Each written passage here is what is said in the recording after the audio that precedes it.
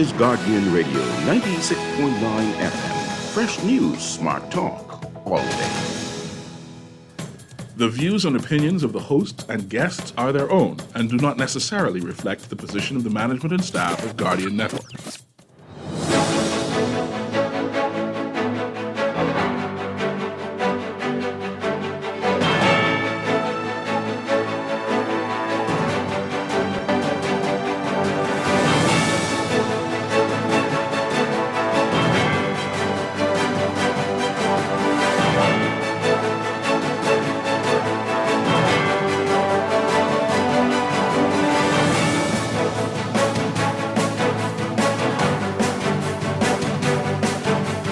Good morning. Finally, more information from the 2022 census.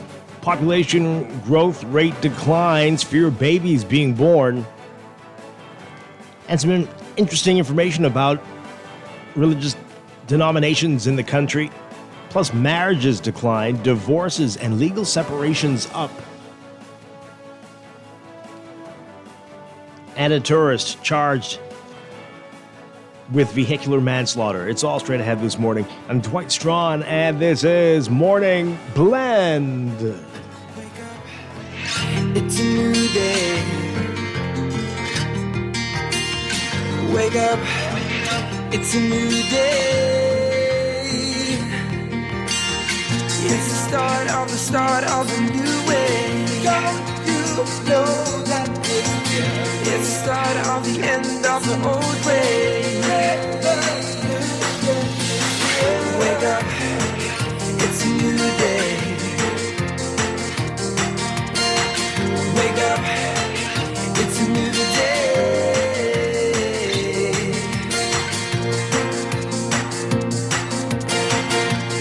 Good morning again, Bahamas. It is Wednesday, October 23rd, 2024. This is Morning Blend on Guardian Radio 96.9.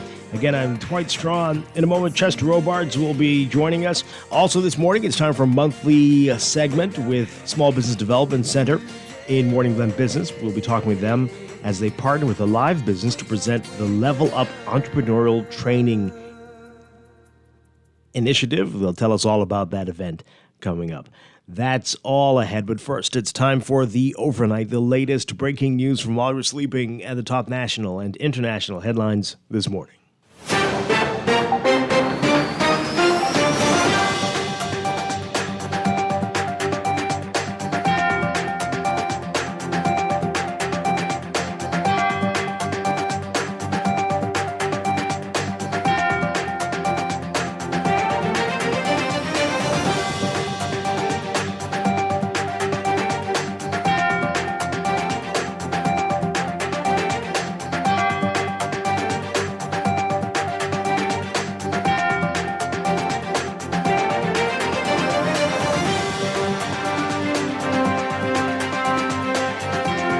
In the overnight, an American tourist charged with the vehicular manslaughter in a deadly crash that took place at Arawak Key on October 20th.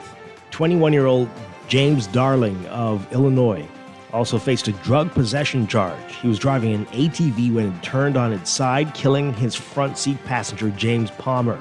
While police were investigating the traffic fatality, they smelled marijuana, prompting them to search Darling. The officers found a bag of Colorado Kush on him. Darling pleaded guilty to the charge when he appeared before Chief Magistrate Roberto Reckley yesterday. He was granted $40,000 cash bail and ordered to return to court on March 20th, 2025 to receive a voluntary bill of indictment. Darling received probation on the drug charge. He's expected to provide the court with proof that he's had no further run-ins with the law when he returns to court. If his record is clean, he'll receive an absolute discharge. But if he gets into trouble while on probation, he can either pay a $500 fine or spend 3 months in custody. A man acquitted of attempted kidnapping by a majority verdict and unanimously convicted of causing damage. Prosecutors allege that Che Guevara Moxie, a 45-year-old, tried to force then 17-year-old Shanique Joseph into his car on November 20th, 2020, as she walked home. The girl said she managed to get away from her assailant, and she ran inside. On November 23rd, Joseph saw the same car on Father Calman Lane. and alerted her uncle. Her uncle called the police and Moxie tried to flee. In his bid, Moxie hit a car, causing $1,000 in damage. He paid compensation to the car owner before the trial. Justice Franklin Williams Casey continued Moxie's bail to October 28th, when he will be sentenced on the damage charge.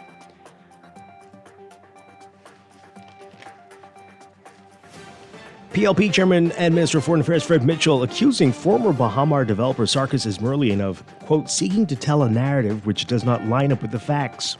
Mitchell was responding to a significant New York court judgment finding that Ismailian lost his Bahamar project a decade ago as a result of fraud and breaches committed by China Construction America, CCA.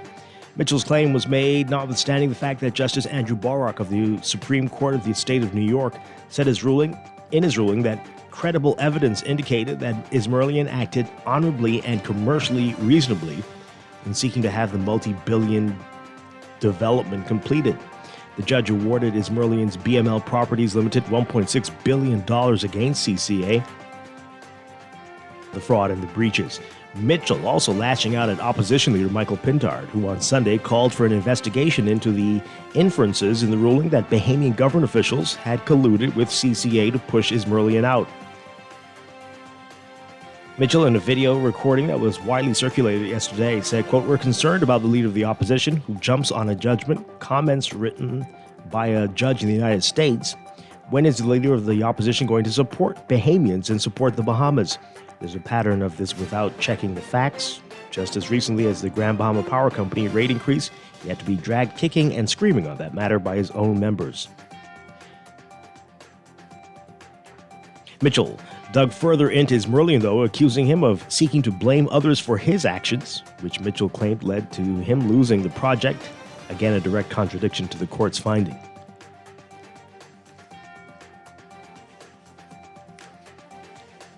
And the Minister of Works and Family Island Affairs, Clay Sweeting, says that the government is issuing a request for proposals for an app for drainage systems on New Providence in an effort to mitigate flooding. He says the RFP will go out shortly for tech developers to create a geotagged advanced drainage and mapping app that will help the ministry keep better track of the people who clean the drains and assist with drainage solutions. He said, quote, we have a lot of complaints on areas with drainage and persons stating that certain drains haven't been cleaned in some time.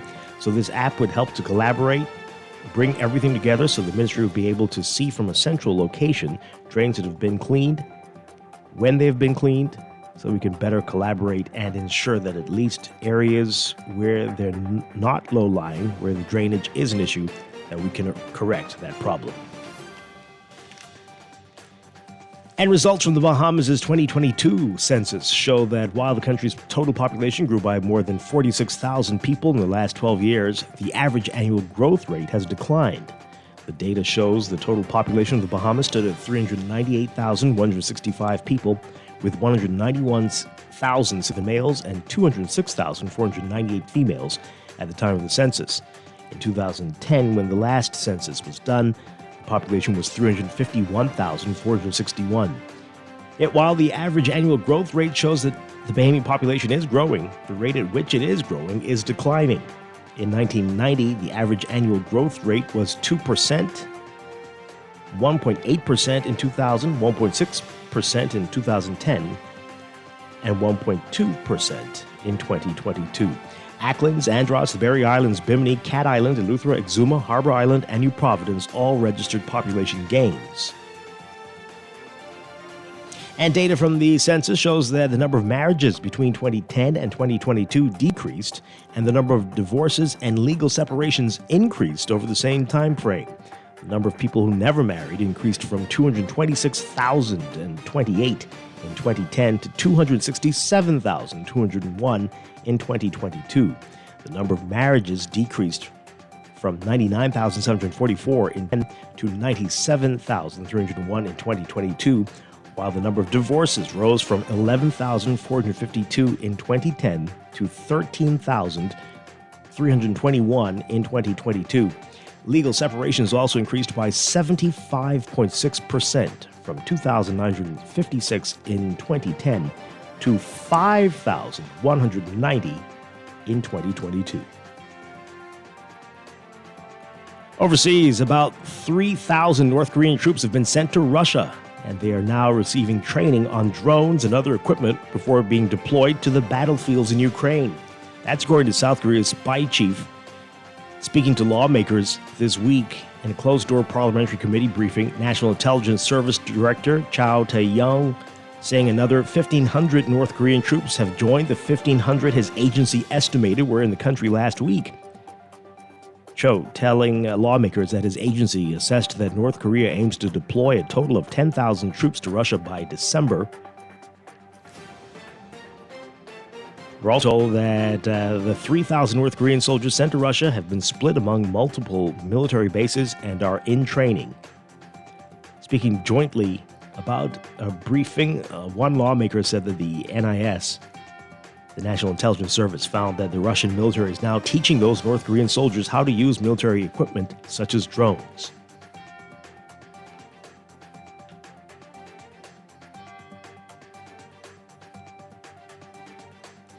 And at least 11 people killed Tuesday after a fuel truck exploded next to a highway in Uganda. 2 children were among the dead. The truck overturned after an accident and later exploded in a town just outside Kampala, the capital. A police spokesperson saying that the victims were burnt beyond recognition. A video shared online by an onlooker appeared to show people scooping up fuel from the truck before the blast. The dangerous scene echoed a similar incident we told you about in Nigeria last week that killed more than 140 people, including children. People who rushed to collect fuel from stricken trucks hoped to sell it despite warnings to stay away. There have been similar incidents over the years in East Africa. At least 62 people were killed in Tanzania in 2019 as they attempted to siphon fuel out of a damaged truck. In South Sudan, at least 183 people were killed in 2015 when hundreds of villagers gathered around a fuel truck to collect fuel.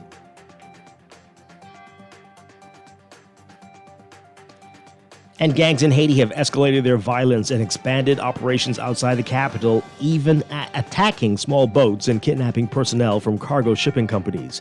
That's according to the top UN official in the country. Special Representative Maria Isabel Salvador telling the UN Security Council that the situation has worsened in the last 3 months, with more than 700,000 people now displaced in the country and the political process facing significant challenges. She said Haitians across the country continue to suffer as gang activities escalate and expand, spreading terror and fear, overwhelming the national security apparatus, and worsening an extremely dire humanitarian situation, her words. Gangs are also attacking small boats carrying Haitians from Prince to other areas in the country, and they've kidnapped personnel from international cargo freight companies, forcing them to suspend service to Haiti.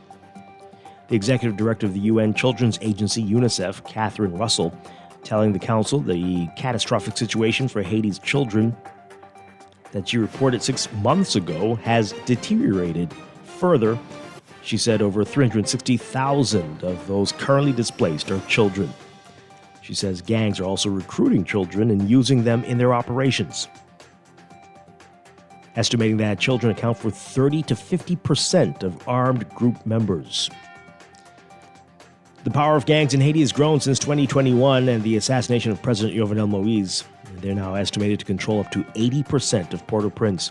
The surge in killings, rapes, and kidnappings has led to a violent uprising by civilian vigilante groups. The Security Council voted on September 30th to extend the mandate of the Kenya-led multinational force trying to help Haiti's national gang violence. The force was supposed to have 2,500 international police, but the UN's Salvador said just around 430 people are deployed, some 400 from Kenya and the rest from the Bahamas, Belize, and Jamaica. Earlier this month, Kenyan President William Ruto saying another 600-strong contingent will be sent to Haiti in November.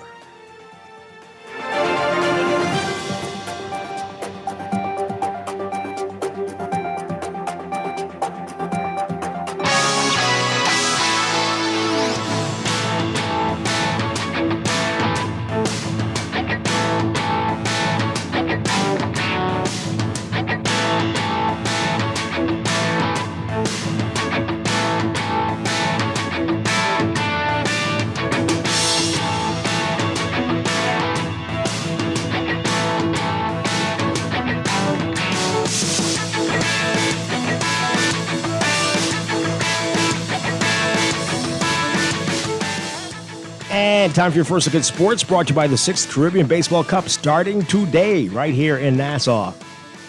A 4-member team from the Bahamas has returned with 4 medals from the International Federation of Bodybuilding and Fitness 51st Central American and Caribbean Bodybuilding and Fitness Championships held at the National Cultural Center in Georgetown, Guyana. Bahamas Bodybuilding, Wellness, and Fitness Federation President Wellington Cat Sears says he couldn't be more proud of the quartet as he feels they were able to maximize their potential. A select committee handpicked the team, and they were able to produce some great results. Leading the way for the Bahamas, Alexander Kemp and Wellington Wallace, securing 2 medals each. Kemp finishing second in men's open fitness and also picking up a second-place finish in men's fit model. Veteran athlete Wallace won a silver medal in men's physique masters over 40 and bronze medal in men's open physique up to 176 centimeters. Also for the Bahamas, Rashad Cunningham finished 4th in men's open fitness, and Jackie Clear was 4th in bikini fitness up to 169 centimeters, and 5th in bikini masters over 35. More on that in today's Guardian Sports section.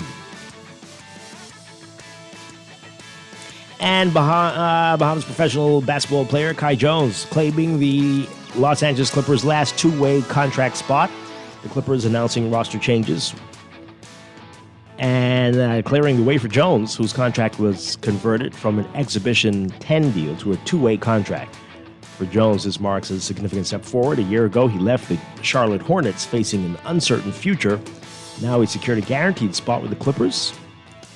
Initially brought in on a non-guaranteed deal, Jones earned his place by averaging 8 points and 5 rebounds. And the Bahamas Pickleball Federation announcing that a team from the Bahamas will compete in the Pickleball World Cup in Lima, Peru, October 26th and 27th. The event will take place at Legado Venue, a sports village in Lima. You can read all about the team in today's Guardian Sports section. History made on the opening night of the NBA season. LeBron James gave his 20-year-old son a pep talk before they rose from the Lakers bench. Amid rising cheers, they walked together to the scorer's table, and they stepped straight into basketball history. LeBron and Bronny became the first father and son to play in the NBA together during the LA Lakers season opener, fulfilling a dream set out a few years ago by LeBron, the top scorer in NBA league history. Father and son checked into the game against Minnesota simultaneously with 4 minutes left in the second quarter. Even from the home crowd, aware of the enormity of the milestone, the 39-year-old LeBron had already started the game and played 13 minutes before he teamed up with his 20-year-old son for about 2.5 minutes of action.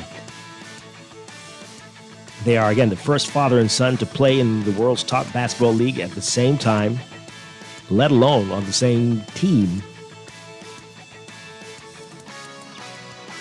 And the Lakers went on to a 110-103 victory over the Timberwolves. That's sports. Brought to you by the 6th Caribbean Baseball Cup, kicking off today at the Andre Rogers National Stadium, which will be buzzing with excitement as 6 countries, Cuba, the Dominican Republic, Curacao, the U.S. Virgin Islands, St. Martin, and the Bahamas will compete for the championship title. 17 thrilling games over 6 days. Get tickets now at nf-bahamas.com as games begin in just a few hours.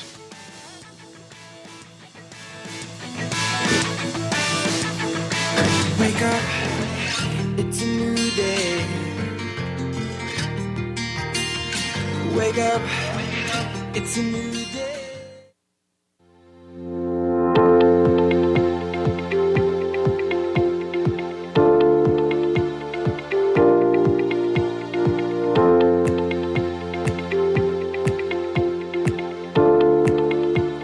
And now time for your first look at weather for the day.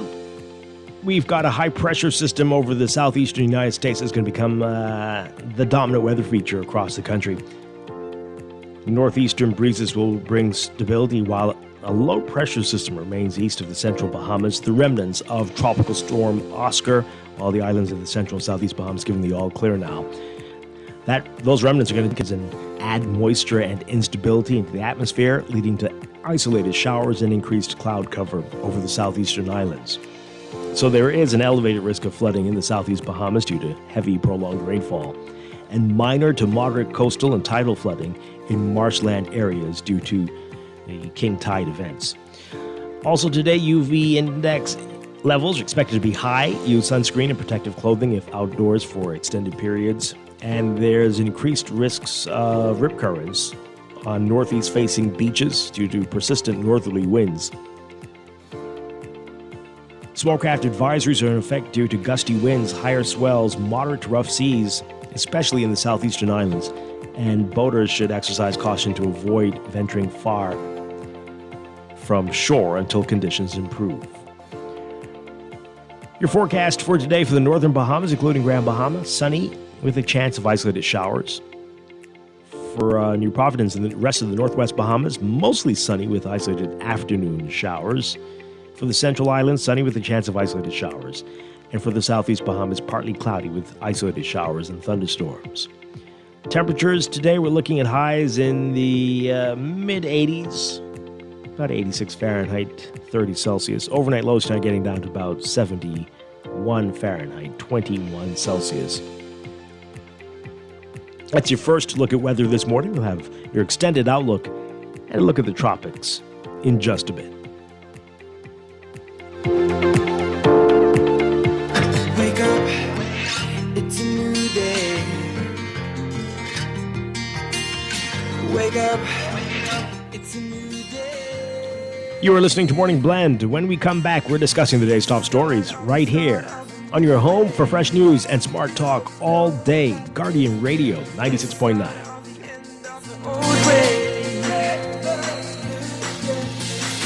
Wake up, it's a new day.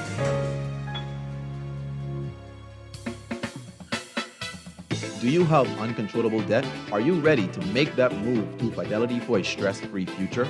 These loans have a built-in savings plan that pays you unbeatable interest. Ask about our debt consolidation loans today. Call 356-7764. Fidelity, we're good for you. Looking to elevate your gadget game or a tech trouble simply slowing you down? Escape to a world of innovation at Custom Computers, your go-to store for the latest cutting-edge tech. Whether you need to upgrade your life with the best from Apple and Windows or your device needs a little TLC, the Custom Computers Know-How Store is the destination for unbeatable expertise and quality repairs. With 2 convenient locations, there's a Custom Computers near you on Patton Street in Palmdale and Caves Village, or call 396-1100. Living with a neurological condition shouldn't define you. At Cleveland Clinic in Florida, we do whatever it takes to make life better today while discovering new treatments for a brighter tomorrow. From epilepsy management to specialized spine care and brain tumor surgery, we're delivering world-class neurology care for the day-to-day, for the days you live for every care in the world. Visit clevelandclinicflorida.org/Caribbean. Wake up, it's a new day. Planning for retirement can be overwhelming, but with CFAL, it does offer tailor-made individual, group, and pension solutions that take the guesswork out of retirement planning. Whether it's for you or your company, don't leave your future to chance and let the trusted hands of CFAL's experts guide you toward peace of mind and financial stability. Low upfront costs and affordable monthly payments make it easy for you to build wealth so you can live well. Visit us at cfal.com to start on your path toward financial freedom. CFAL, growing wealth for future generations.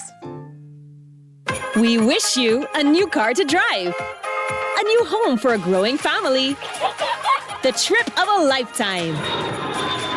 Start now with CIBC Caribbean for everything you're dreaming of this holiday season. Apply for a loan online at CIBCFCIB.com. Conditions apply.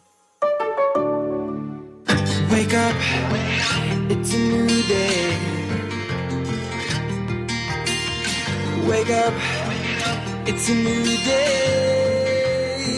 Maybe it's time to explore your options. There's no harm in reviewing your a better deal. CIBC Caribbean can help you narrow your search and decide. Switch your mortgage to CIBC Caribbean and enjoy a special interest rate and help towards your switching cost. Visit CIBCFCIB.com/inspired home for more information. Conditions apply.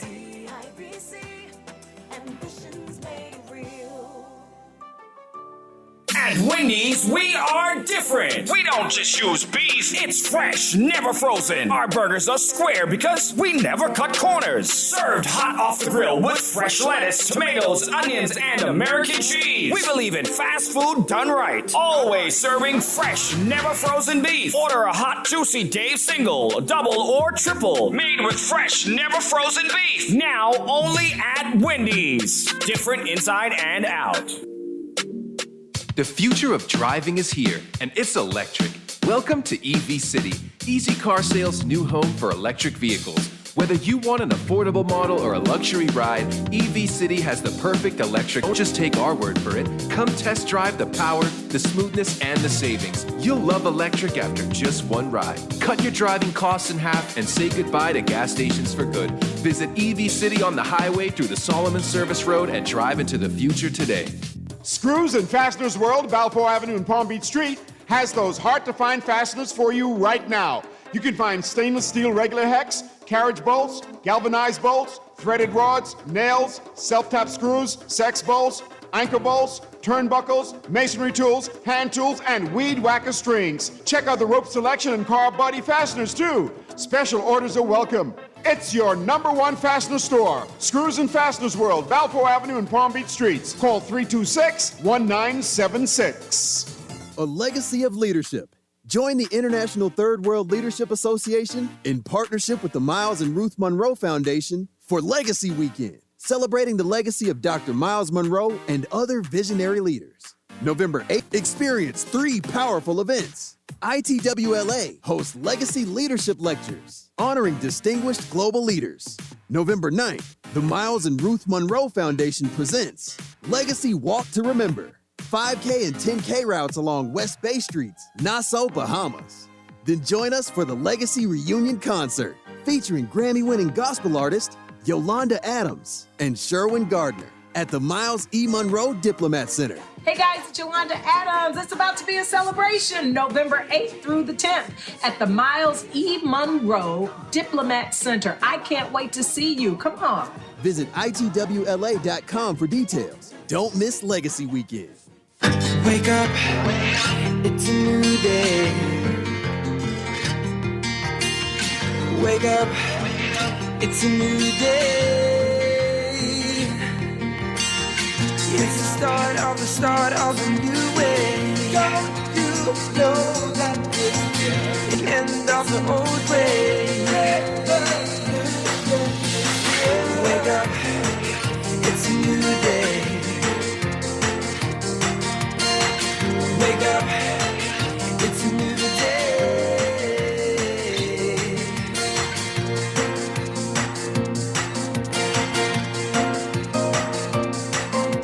Welcome back to Morning Blend here on Guardian Radio 96.9. We are streaming live on GuardianTalkRadio.com and on the Guardian Radio app for smart devices. We're also on your televisions on Cable Bahamas Channel 969 and BTC Flow Channel 612. You can tweet us at Morning Blend 969 or Facebook.com/Morning Blend 969. Text us 422-4796 on the Guardian Radio text line powered by BTC.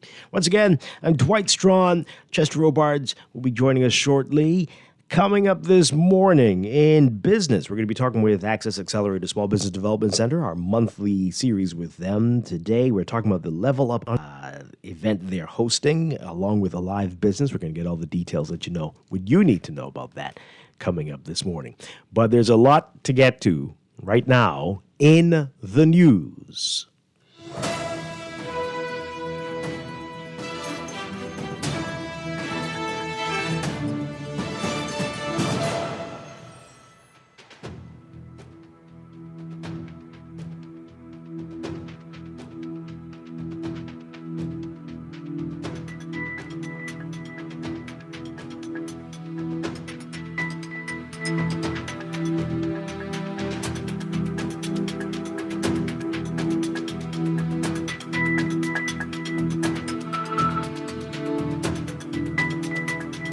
And in the news, lots of news about the census and what we're learning. I know people are wondering, are we just finding about it 2 years after they conducted it? But anyway, that's another story. We'll get into that in just a bit. A lot of exciting and interesting information there.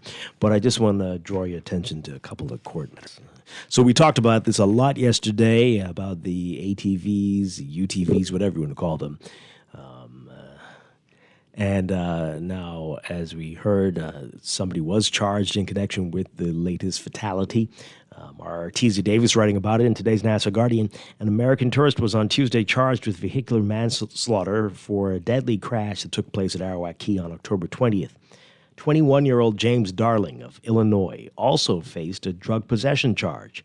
He was driving an ATV when it turned on its side, killing his front seat passenger, James Palmer.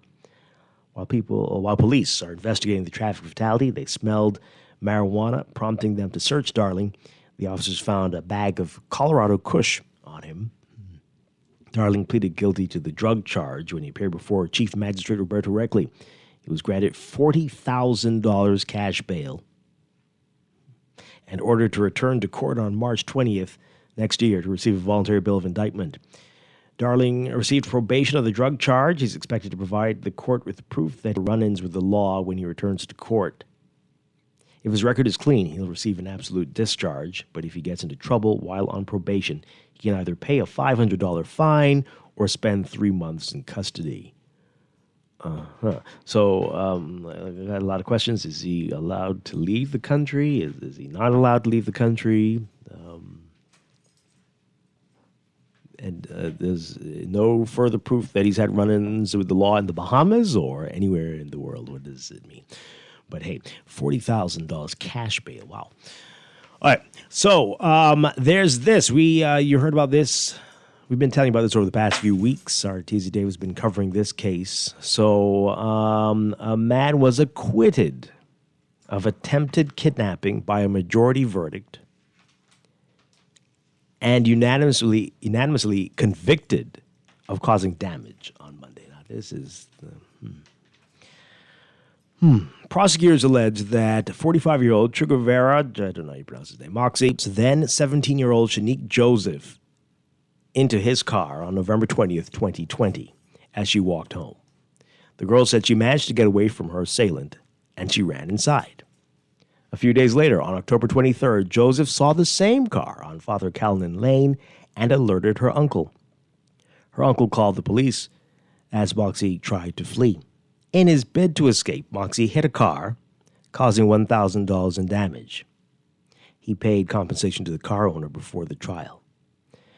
Justice Franklin Williams Casey continued Moxie's bail to October 28th when he will be sentenced on the damage charge. But again, he was acquitted by majority verdict on the attempted kidnapping.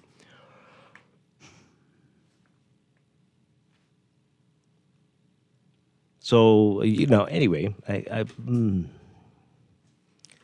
but let's get Chester's mic up there. Good morning, Chester Robards. Good morning. What'd you say? What was that? I said, was it about evidence? I mean, he was there. He hit the car. So we're not sure if he was trying to kidnap the girl, but he definitely caused the damage. So, yeah, okay. But he paid for the damage, right?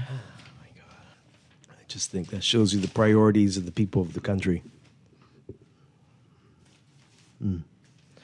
Good stuff. Anyway, hey, welcome back, Chester. You've been away for a couple weeks. Yes, thank you. You've had some changes since you were here last. Absolutely. Yes, big changes. I told the people last week. A little big change. I told them last week, but you should tell them. Yeah, had a little boy. Mm-hmm. Congratulations again. Thank you. 2 now. 2 kids. So you're very tired. Absolutely. So we should be very grateful that you're here. I'm glad, I didn't say it. We should be. Right. Wow.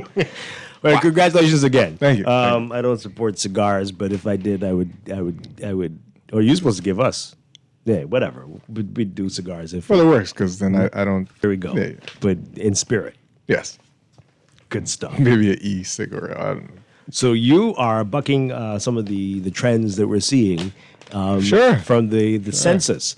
Talk about a segue, hey? So the population growth rate has declined. Even though the population has ticked up a bit. But people are having fewer babies, except for Chester. And Man, I know a lot of people who had babies in the last 2 months. So maybe with the next census, we'll have some different results.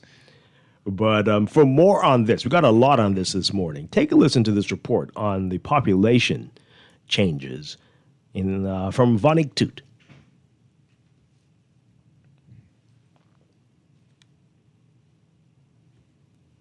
The legally married category historically, the three main religious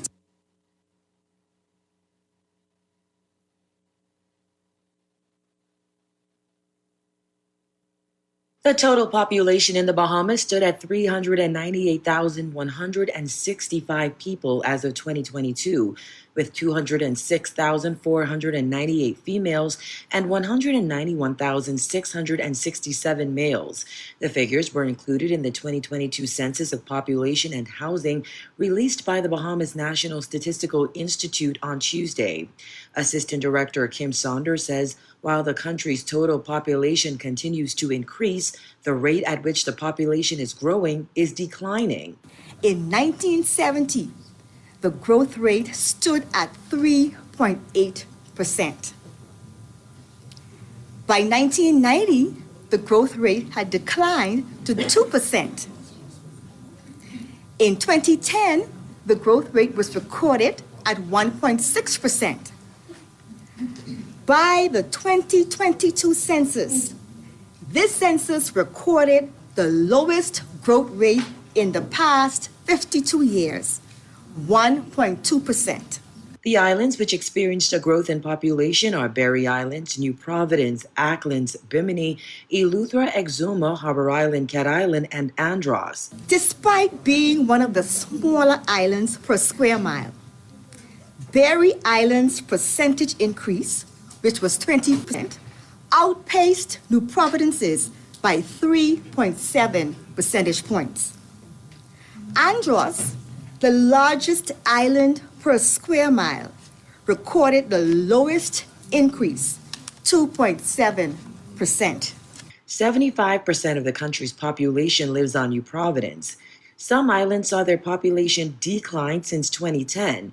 They are Grand Bahama, Abaco, Crooked Island, Inagua, Long Island, San Salvador, Rum Cay, Spanish Wells, Mayaguana, and Ragged Island. Mayaguana recorded the largest decrease, which was 26.7%, followed by Ragged Island, which decreased by 22.2%. As for distribution of sex, Saunders says in 1980 there were 95 males per 100 females. However, in 2022, there were 93 males per 100 females. The sex ratio is an important indicator of population composition. It is used to describe the balance of males and females in the population. That is, the number of males per 100 females. So we previously mentioned that in 1980, the sex ratio stood at 94.5. That is, there were 95 males to 100 females. From 1990 to 2022, the sex ratio has gradually decreased. The 2022 census also showed a smaller population of children and teenagers and lower fertility rates, meaning people are having fewer children. In early censuses, the Bahamas had a broad-based pyramid indicating high fertility rates. In recent years, and particularly for the 2022 census, the base of the pyramid is narrowing, pointing to lower fertility rates. That is, fewer babies are being born. In 1990, the median age in the Bahamas was 23, which signified a youthful population. The median age is now indicates that the Bahamian population is showing signs of aging. Reporting for the Guardian News Network, I'm Vonik Toot. Okay. All right. So we have a lot more. We're going to get into that in just a bit about denominations and about a deeper dive into marriages and divorces in just a bit. We want to get your reaction to the population information there. Again, this is from the 2022 census, which was delayed a couple of years because of COVID. And we know there were some challenges with participation. People were still in the COVID protocol type, and they were a little concerned, and so they did a lot of marketing for it, right? And they had to go back and do what was it called? You remember the thing they did afterward, just to shore up some stuff. But so I mean, I don't know if that means it needs to be an asterisk next to the information, but anyway, this is what we have, and this is what we know for now. So let's get your reaction to it. 323-6232. 325-4316. 325-4259. Call us toll free, 242-300-5720. I said earlier, wondering how come it took 2 years for us to get this information. But anyway, you had some interesting things to ask off air. I think you should put them into the record. I was just, I was just wondering about the babies born. Is that information comes directly from clinic? Probably. And does it include the children born to undocumented people? Anybody born into the system, right, in the country. Yeah, they wouldn't. If you had your baby on the beach and didn't tell anybody, that's one thing. Probably wouldn't get registered there, right? I don't know why you would do that, but I'm sure it's happening. I'm sure it is. Yeah, but hey, but this is people born in a place where people would know. Mm-hmm. So, we got a lot of your text messages. You can continue to text us, 422-4796, or tweet us at morningblend969, or facebook.com/morningblend969, and again, 323-6232, 325-4316. 325-4259. Okay, this person says here, going back to by the way, yes, with the ATV. So I'm learning from our friends with the Force. So he can leave the Bahamas, apparently, and he will have an ankle monitor. Well, they work over there, and they can from here over there, There are at least 3 other U.S. citizens being monitored. Wow. In the U.S.? Boy, I tell you. So that they don't go where? What they stay home? What? How's that? That's a good question. Walmart and home. That's all you can do, buddy. Don't go to Colorado. I don't know. I have no idea. But we know that you were in this state. We could tell. We don't know. Can you go through security with an ankle monitor? Is it special? Interesting. But get a special hall pass for it. Boy, I tell you. So I guess you got to be on your best behavior in the States too, perhaps. Okay. Which police station do you check into every so often? Anyway, this person says, I'm not surprised he might have been under the influence of the substance. I work in the downtown area, and when some of the tourists pass in these ATVs, the scent is overwhelming. Why were they so very specific about what kind of influence and not very specific about what happened during the accident? Maybe, yeah. Well, okay, I hear you. I tell you, the vehicles is challenging. If you were in a car trying to make a maneuver, it's very unlikely that it would have turned on its side, and that as there are doors in cars, that anyone would have fallen out. But hey, we went through this yesterday. We don't need to go back over all of that again. Yeah. Or at least how I feel about it. I can't take your ire this morning. Yeah. So that was interesting. We were talking about this off here because the last time we had this conversation before this, and I said this, something terrible is going to happen, and you were, no, you can't take money out of these people's mouths. This is people's livelihoods. Yeah. And I think you were saying, just regulate them better or something? Yeah. Like you said, some of them don't have doors. They don't.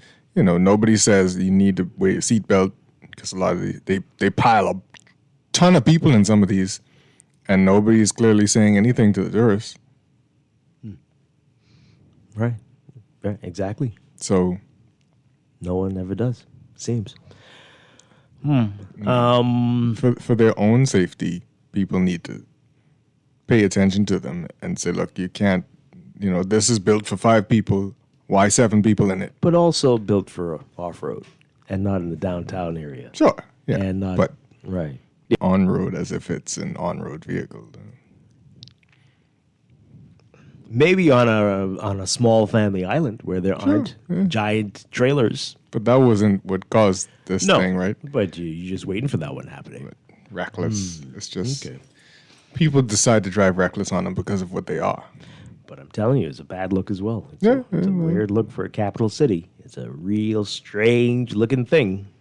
But back to the census issue. This person says to get ready for Dr. P to call in and talk about the traditional family being eroded and the cause of most of our social issues. Well, again, nobody's forcing anybody to do any of the things in the census here. Nobody's stopping anybody from getting married or whatever they want to do. This person says here, Bahamians are now a dying breed. It is time to truly open the border for planned migration of highly skilled individuals and the granting of citizenship based on merit and the introduction of a system of assimilation into Bahamian culture if it is still available. Okay. If it's still available. It's watered down so much. Wow. Another one says here, prenatal care, birth, and delivery is very expensive here. Notice I did not include preparation for the baby or caring for the baby after birth. I had my child in 2023, and it cost at least $10,000 for the entire process. Going private and delivery on PMH private ward, everything is a fee. So what are you saying? That's causing people not to want to have children because of those costs? Wow, okay. Most millennial Bahamian women I know don't want to marry a Bahamian, so it could be linked to people moving after university. It's possible. Could be. It's possible. Continue to call in 323-6232, 325-4316, 325-4259. Okay, so there's something else I want you to hear. This is about religious denominations in the country. And you knew this as a child, right? I mean, that was, I don't know, it just seemed to be common knowledge. I feel like everybody knew that the Baptists were the biggest denomination, followed by the Anglicans. They always... No, I didn't know You that didn't know as a that? child, Like, no. why did... You knew that. See, my producer... I'm very worried about... Not that you're a youngster, Chester. But worried about the youngsters in the country. They don't know these things. But we all knew this. We knew this. And for some of... I don't know why it was bragging rights for some of us. But I'm sure I was one of those Anglicans who thought we run things. We run things in the country. Yeah, okay, maybe, but still. But I mean, for some people, this is surprising. I'm not sure why, but take a listen to how things have changed in terms of the denominations in the country. Historically, the 3 main religious denominations were Baptist, Anglican, and Roman Catholic. However, in 2022, census data revealed that there was a shift in this trend. The 3 main religious denominations are now Baptist, Anglican, and non-denominational. The Baptist religion grew from 122,500 persons in 2010 to 5,874 persons in 2022. The Anglican religion experienced a slight decrease of 1% from 48,006 persons in 2010 to 47,454 persons in 2022. For the first time in the history of the national census, the non-denominational religion is among the top 3 religious denominations. Although the number for the non-denominational religion dropped from 41,214 in 2010 to 35,296 in 2022, it is still ranked in the top 3. The Roman Catholic denomination decreased from 42,287 persons in 2010 to 34,740. a 17.8% decrease. Okay, interesting stuff there.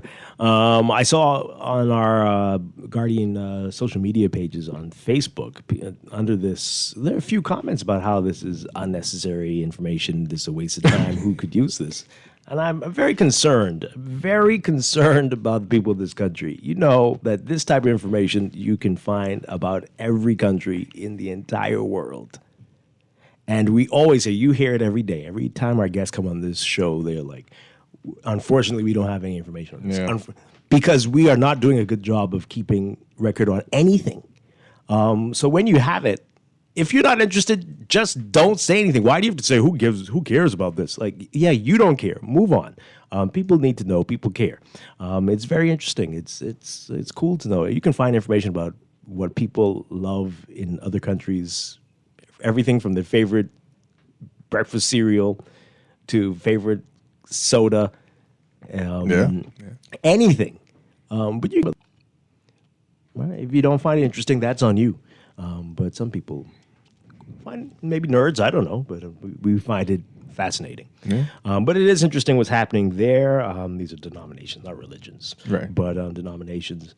And you had something in your typical Chester fashion. I was just saying that now non-denominational is a denomination. I don't think it works like that. But hey,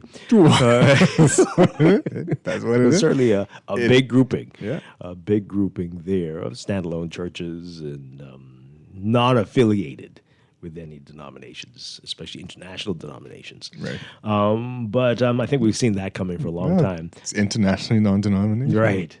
I'm surprised the Catholics were third. I actually didn't know that part. You knew that? Yeah? I thought it was the Methodists. Why did I think that? No? Okay. Well, look at that. Hey, let's take this call. Good morning, caller. You're on the air. Hey, good morning, Dwight, and good morning, Chester. Hi, good morning. Yeah, Dwight and Chester. Well, I ain't surprised none of those decline when it comes to the church, what created all the religion, the Roman Catholics. But didn't you guys hear the Anglicans is changing their name from Anglican Church inside England? Right? I forgot the name, but they are changed. So I don't know how that can pan out in the Bahamas because Anglican Church is Are you sure Church about of this? England. I don't know. What you sure? You sure you heard something? Maybe. Yes, I can get it for you, and then I can get it and bring it back to you. But right, like apart from that, right? You was talking. You was mentioning other things when it comes to. I a little forget because I was holding a little long. But you was talking some other things about the country, right? Mm-hmm. Yeah, right. But right. I mean, could you please tell me what are we gonna do when it relates to what we continue to talk about in this country every day, right? Because Dwight, I confuse to even why do we elect leaders in this country, Dwight? Because it appears that our leaders are. They're not in touch with us. They're not just in touch with what's happening in this country and the world, right? We have so much issues going on in this country, right? And our leaders are yet to address them. I mean, some of them, right? I mean, most of them, especially the important ones, really would make a difference in the lives of every being, born and unborn. When we can get to those levels in this country, right? I just confuse my brother. So, I mean, shows always is good, and I always just look forward to listening to you guys. But I wake up confused this morning. So, you guys have a nice day. Okay, all right. I hear you. Thank you very much. I can't answer the question, but I'm willing to bet money. Chester, you want to take me up on this? That if you do surveys around the world, and there are exceptions, of course, especially if you're in a country where there's conflict, but I'm willing to bet that for most people, the decisions that affect them most are the ones made by their local officials. Right. The ones that affect them more frequently and that really impact the quality of their life. Yeah. There are, again, exceptions, of course. But until we fix this system here, you're going to be feeling for a very long time. Very long time. All right, one more thing we want to do before we get back to your calls. So the department, what they call themselves now, the BNSI, the Bahamas National Statistical Institute, also revealing information about marital status and the changes we've been seeing over the past 12 years in terms of marriages and divorces and separations. Take a listen to this. Declined from 99,000. The legally married category declined from 99,744 persons in 2010 to 97,301 in 2022, a 2.5% decrease. All other marital status category experienced increases. Very interesting. The never married group increased from 226,028 persons in 2010 to 267,022, an 18.2% increase. Also, the widowed marital status group increased from 10,768 persons in 2010 to 11,660 in 2022, which is a 8.3% increase. Additionally, the divorce category increased from 11,452 persons in 2010 to 13,321 persons in 2022. Lastly, the legally separated group grew from 2,956 persons in 2010 to 5,190 persons in 2022, a significant increase of 75.6%. Yeah. Hey, that's serious. Legal separations, that's almost double. Yeah. Almost double. Yeah. Wow. Yeah, so you were asking... What is a legal separation? Is that just the time before divorce? Or you just decided that you are done, but you're not going to go through the divorce, and you move on, still married in name only. But I don't know why you would do that. Yeah, I don't... Not for an extended period of time. Yeah. Unless it is, maybe that's it. Maybe Catholic. I don't know. It's just like, I'm not doing this again, but we'll still officially be married. Yeah. I don't know. Let's talk about it. What do you think's going on, folks? Let's hear from you. The phone lines are lit up. Let's see if they're still there. Good morning, caller. You're on the air. Morning, Cousin Dwight. Hi, good morning. And good morning, Chester. Good morning. Welcome back. Thank you. That you sure in your doing. I right here, putting it in the work. The last thing the good Lord said in Genesis was go forward and do what? Multiply. And multiply. So we doing our part. But to my last caller, the caller before me, don't wake up confused, my brother. It's not confusion. It's a design that got out of hand. You understand? All of what you see is happening was by design, but it just designed so much that it got out of hand. You understand me? Chester, I like what you said when you first came back. You're still on point. Who having the babies?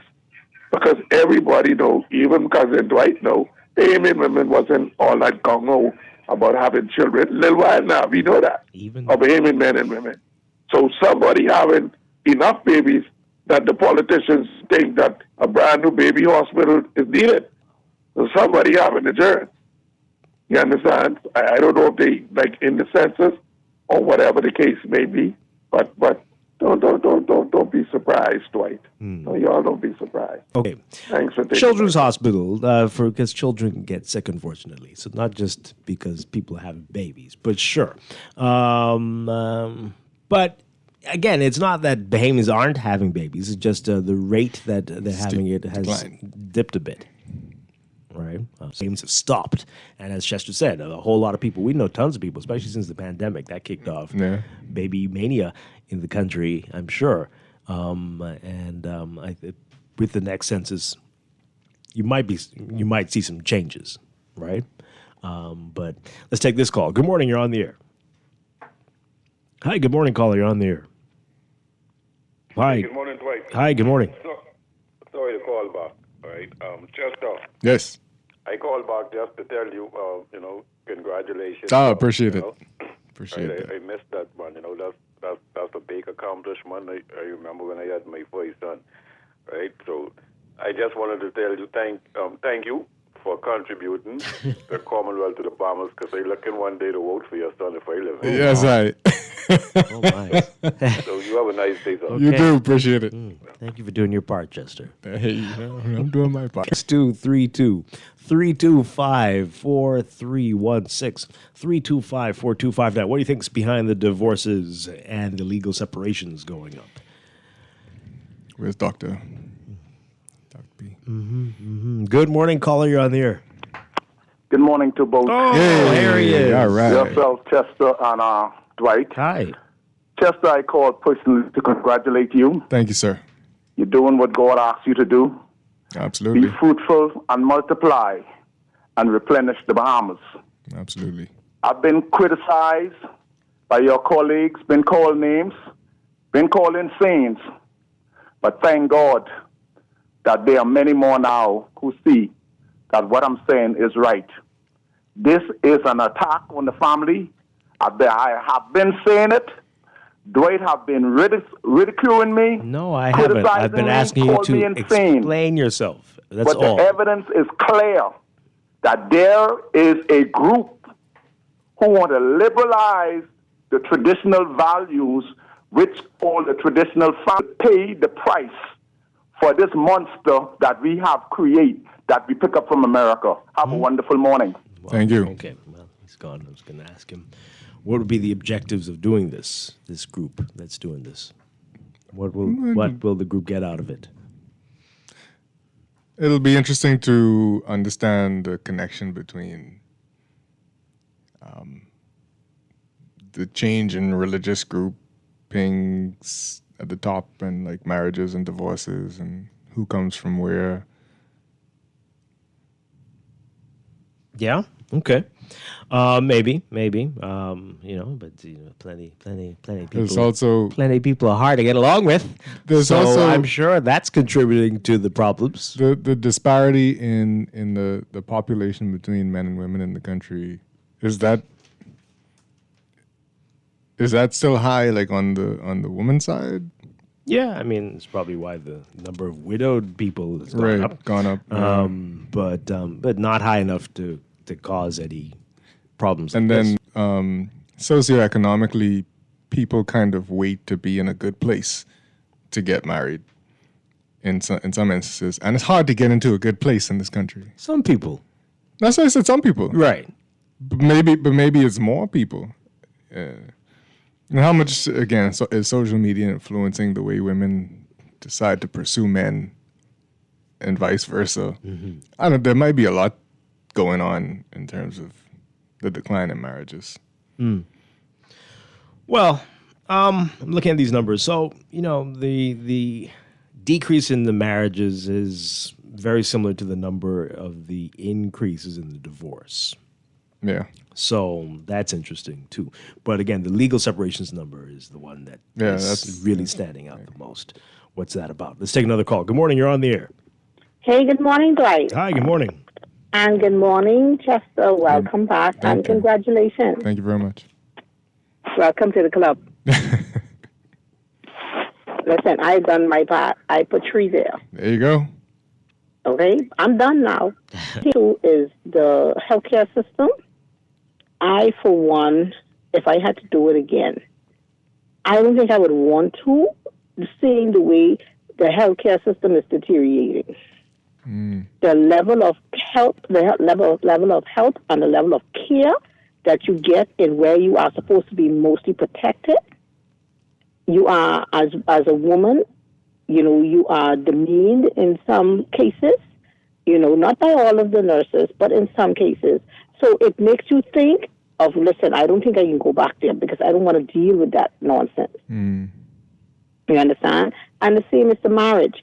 When I make my own money, right, I'm making I may be making a little less than you or equal to you. Why should I have to tolerate your nonsense? Wow. I could understand, let's just learn how to get along. We share everything, but at the end of the day, you think that because your pants is bigger than mine, I'm supposed to sit down and allow you to treat me anyhow. That's not made to marry whoever our parents choose for us. We get to choose. And by that, our choices is getting bigger and bigger. We want to choose what exactly we feel like fit us. And then when we choose it, we realize it is what we want. So we walk. Okay. The tolerable length, I can't tolerate you no more. This is where all of that comes in. It ain't no big issue. That's why they can't get divorced. They can't get divorced because they don't have no grounds for divorce. Yeah. Yeah. So Thank you very much. Separation as fast as they can go. Well, the song says, right? I'd rather be alone than be unhappy. Thank you so much. Appreciate that. What? Why are you doing your eyes again? Right? Good. Yes. I mean, it's a serious thing. You're going to drive me crazy. Yeah. Someone's going to get hurt. Yeah. I'm sure a lot of people feel that way. Hey, let's take a break. I see all the calls. We're going to pick this up on the other side. We want to talk about this in depth. We want to hear from everybody on this issue, what's going on in our country. This is Morning Blend on Guardian Radio 96.9. We're back after the news.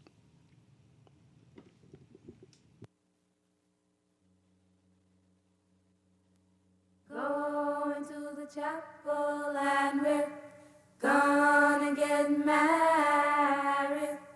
Going to the chapel and we're gonna get married. Really love you and we're gonna get married. Going to the chapel of love. Spring is here, the sky is blue. Whoa, birds all sing as if they knew. Today's the day we'll say I do, and we'll never be lonely anymore. Because we're going to the chapel and we're gonna get married. Going to the chapel and we're gonna get married. Gee, I really love you and we're gonna get married. Going to the chapel of love. Take some advice from your Aunt Angie. Don't lie on your resume. Because if you say you've got trapeze experience, someone might shoot you out of a cannon and expect you to do a gymnast routine while flying through the air at 82 miles an hour. And just because you want to land on your feet doesn't mean you will. But if you're smart, you'll have CG medical insurance, so you get the best coverage for the CG Atlantic Medical and Life Insurance. Good like that. All benefits are subject to policy provisions, including eligibility at the time of service. This is Guardian Radio 96.9 FM, Nassau, Bahamas.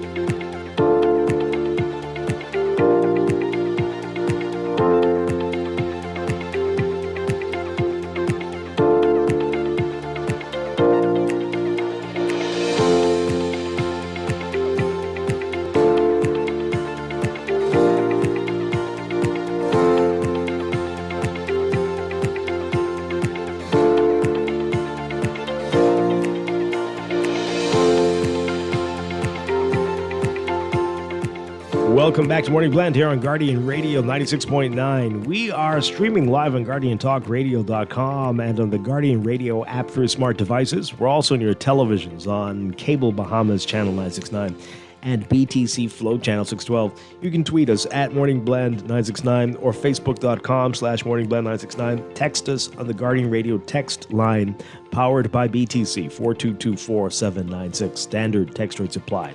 And now it is time for another check of your weather for today, brought to you by Sherwin-Williams Paints. Sherwin-Williams Paints got you covered for all your painting and equipment needs. Visit Sherwin-Williams Paints online or in-store today. All right, so here's what's going on. We've got the all clear from Oscar moving out over the Atlantic now, the remnants of Oscar, actually. And we've got a high-pressure system over the southeastern United States that's going to continue to dominate weather across the Bahamas. Northeastern breezes will bring stability, whilst east of the central Bahamas, those are the remnants of Tropical Storm Oscar, generating moderate marine conditions and adding moisture and instability, leading to isolated showers and increased cloud cover over the southeast Bahamas. So there is an elevated risk of flooding in the southeast Bahamas due to heavy and prolonged rainfall and minor to moderate coastal and tidal flooding in marshland areas due to king tide events. And increased risk of rip currents as well on northeast-facing beaches due to the persistent northeasterly winds. And small craft advisories in effect due to the gusty winds, higher swells, moderate to rough seas, especially in the southeast Bahamas. Boaters should exercise caution and avoid venturing far from shore until conditions improve. Today, for the northern and northwest Bahamas, mostly sunny, isolated afternoon showers. For the central Bahamas, sunny with the chance of isolated showers. And in the southeast Bahamas, partly sunny, partly cloudy with isolated showers and thunderstorms. Temperatures today in the mid-80s, about 85, 86 degrees Fahrenheit, 28 Celsius. Overnight lows tonight getting down to about 71 Fahrenheit, 21 Celsius. In your extended outlook, only with a chance of afternoon and evening isolated showers. Friday, variable cloudiness with a few widely scattered showers and isolated thunderstorms, mainly in the southeast Bahamas. Saturday, partly cloudy, widely scattered showers and isolated thunderstorms, again mainly in the southeast Bahamas. In the tropics, thankfully the tropics are quiet. Tropical cyclone formation not expected during the next 7 days. That's your Morning Blend Weather Check. Weather Check also brought to you by Easy Car Sales. If you missed the auto show this past weekend, don't worry. Easy Car Sales has clearance deals and discounts on all 2024 models while they last. And now in-house financing to make it easy for everyone to drive electric. Visit easy242.com to find out more.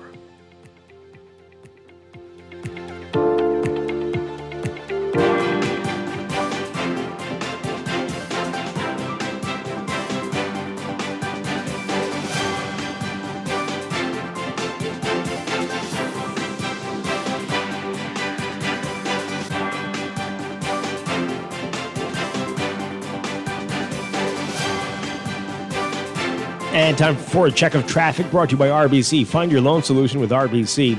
In your real-time traffic, a number of hot spots to tell you about. We've got mild heavy traffic from well south of the Fire Trail roundabout, straight through the roundabout to Tawny Williams-Darling Highway in the northbound lanes. Also seeing some heavy traffic on West Bay Street near Saunders Beach, eastbound to New Providence Highway. Over on Gladstone Road, it's busy for you as well. North of Fire Trail all the way up to Tawny Williams-Darling Highway. And Carmichael, some slow-moving eastbound traffic to Blue Hill Road at this hour. Independence Drive, both directions, heavy traffic, but especially westbound between East Street Roundabout and Blue Hill Road Roundabout. And we've got Robinson Road, slow-moving traffic from the Soldier Prince Charles Drive intersection straight through to Marathon and East-West Highway. Eastern Road also busy for you from just east of Fox Hill to Johnson Road if you're heading westbound. And Prince Charles Drive will be busy for you just west of Fox Hill if you're heading towards Beatrice Avenue. Keep that in mind at this hour. Those are traffic and your Morning Blend Traffic Alert brought to you by RBC. Start a conversation at rbc.com/loan/all of you.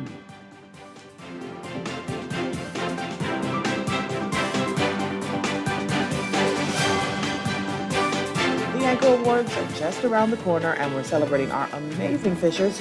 Want to be a part of the fun? Grab your tickets now at ticketflare.com/Anchor Awards.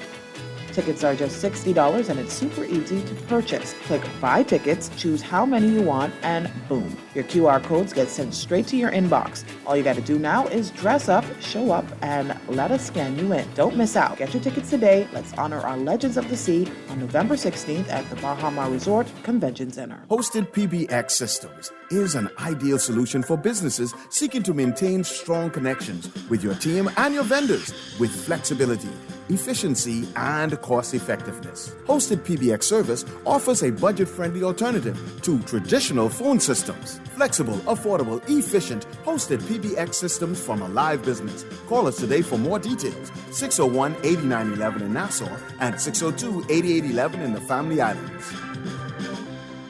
Maybe it's time to explore your options. There's no harm in reviewing your mortgage arrangement and considering a better deal. CIBC Caribbean can help you narrow your search and decide. CIBC Caribbean and enjoy a special interest rate and help towards your switching cost. Visit CIBCFCIB.com/inspired home for more information. Conditions apply.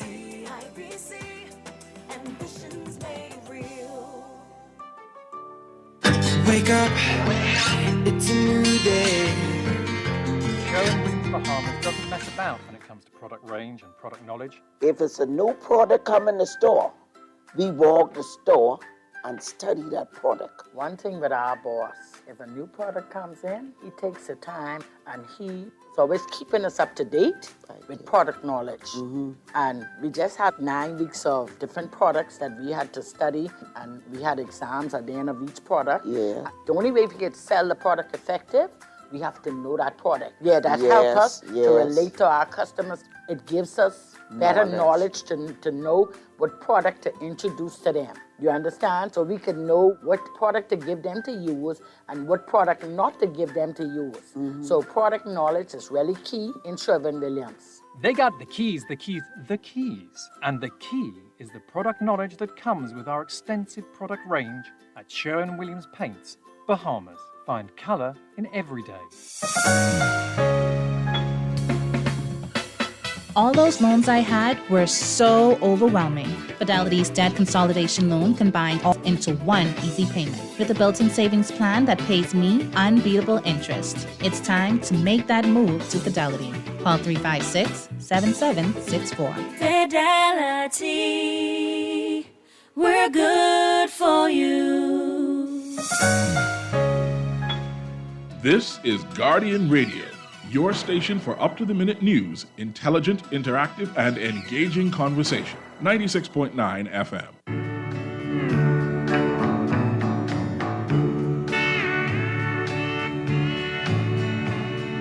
Our little boy is 4 years old and quite a little man. So we spell out the words we don't want him to understand, like T-O-Y or maybe S-U-R-P-R-I-S-E.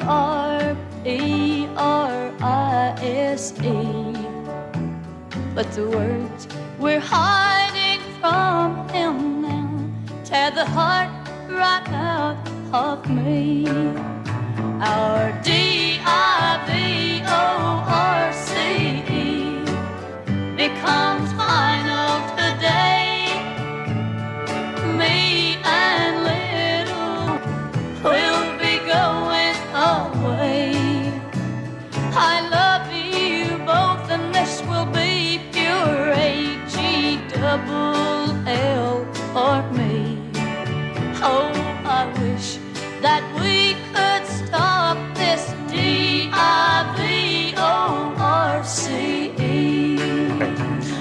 Oh boy, those letters. Welcome back to Morning Blend on Guardian Radio 96.9. Dwight Strachan along with Chester Robards. Probably some people who ain't. Who don't know we're didn't pick it up yet. What? Children, you mean? You can't be making fun of that, sir. It's not funny.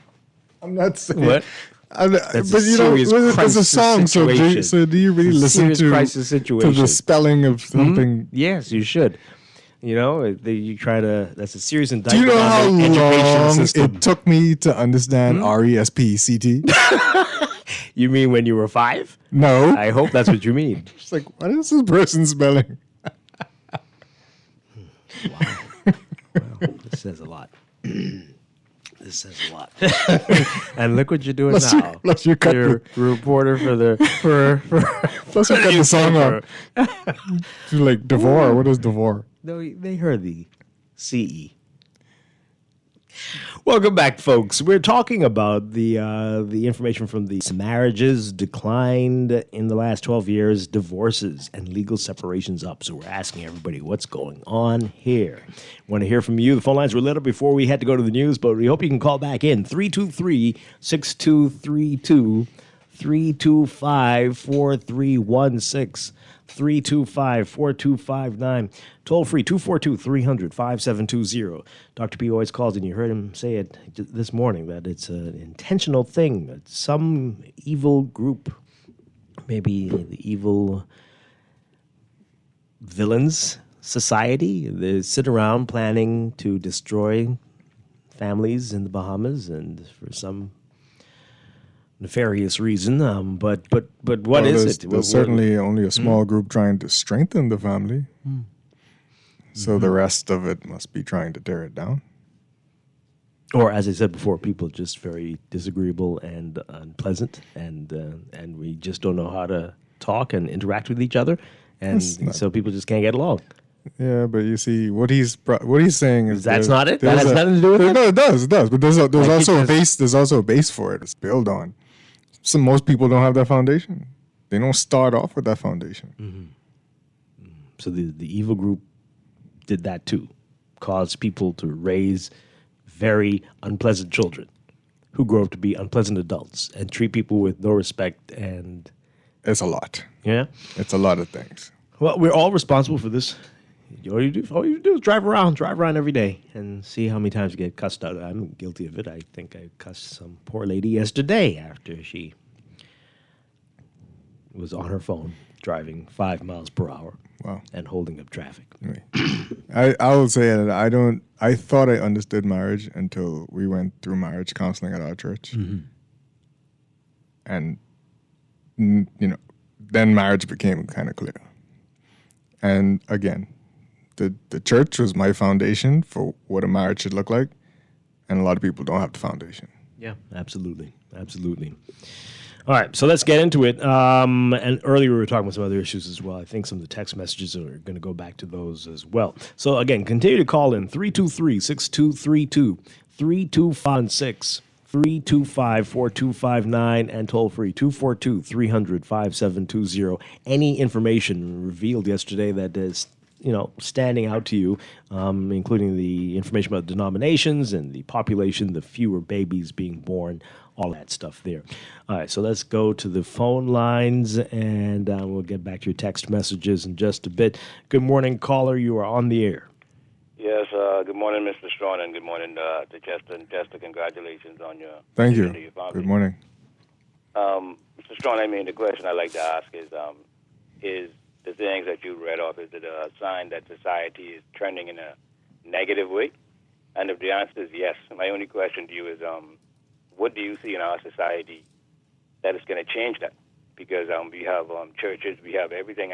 What do you see as the remedy for that? Because if there is none, or if there's none being discussed, then, what are we going to do? We're just going to sit back year after year and continue to discuss the decline of these things? Because, we have to ask ourselves, what institutions in our society are responsible for, dealing with these issues? If you understand my point to you, Mr. Strachan and Chester. Because, like I said before, we're going to have to discuss solutions as opposed to discuss these same issues over and over again. But if the trend is a sign of a negativity in society, Mr. Strachan, where do we seek the solution? Don't blame the people. Don't blame the regular citizen, Mr. Strachan. Don't do that.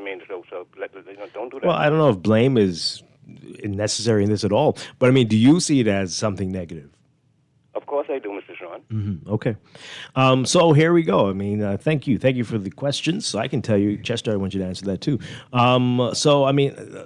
The part I guess you think is negative, and yes, it is. It's very sad. Divorces and legal separations, right? But so you mentioned it earlier. The church needs to play a big role in that, but you have to be open to it. And I don't know, as you said, if people are open to it, right? And marriage counseling, you got to want to fix things. But you also need to get into these things for the right reasons. Plenty of people are getting married for all the wrong reasons. Just for status, for show, for sex, all kinds of wild, crazy reasons.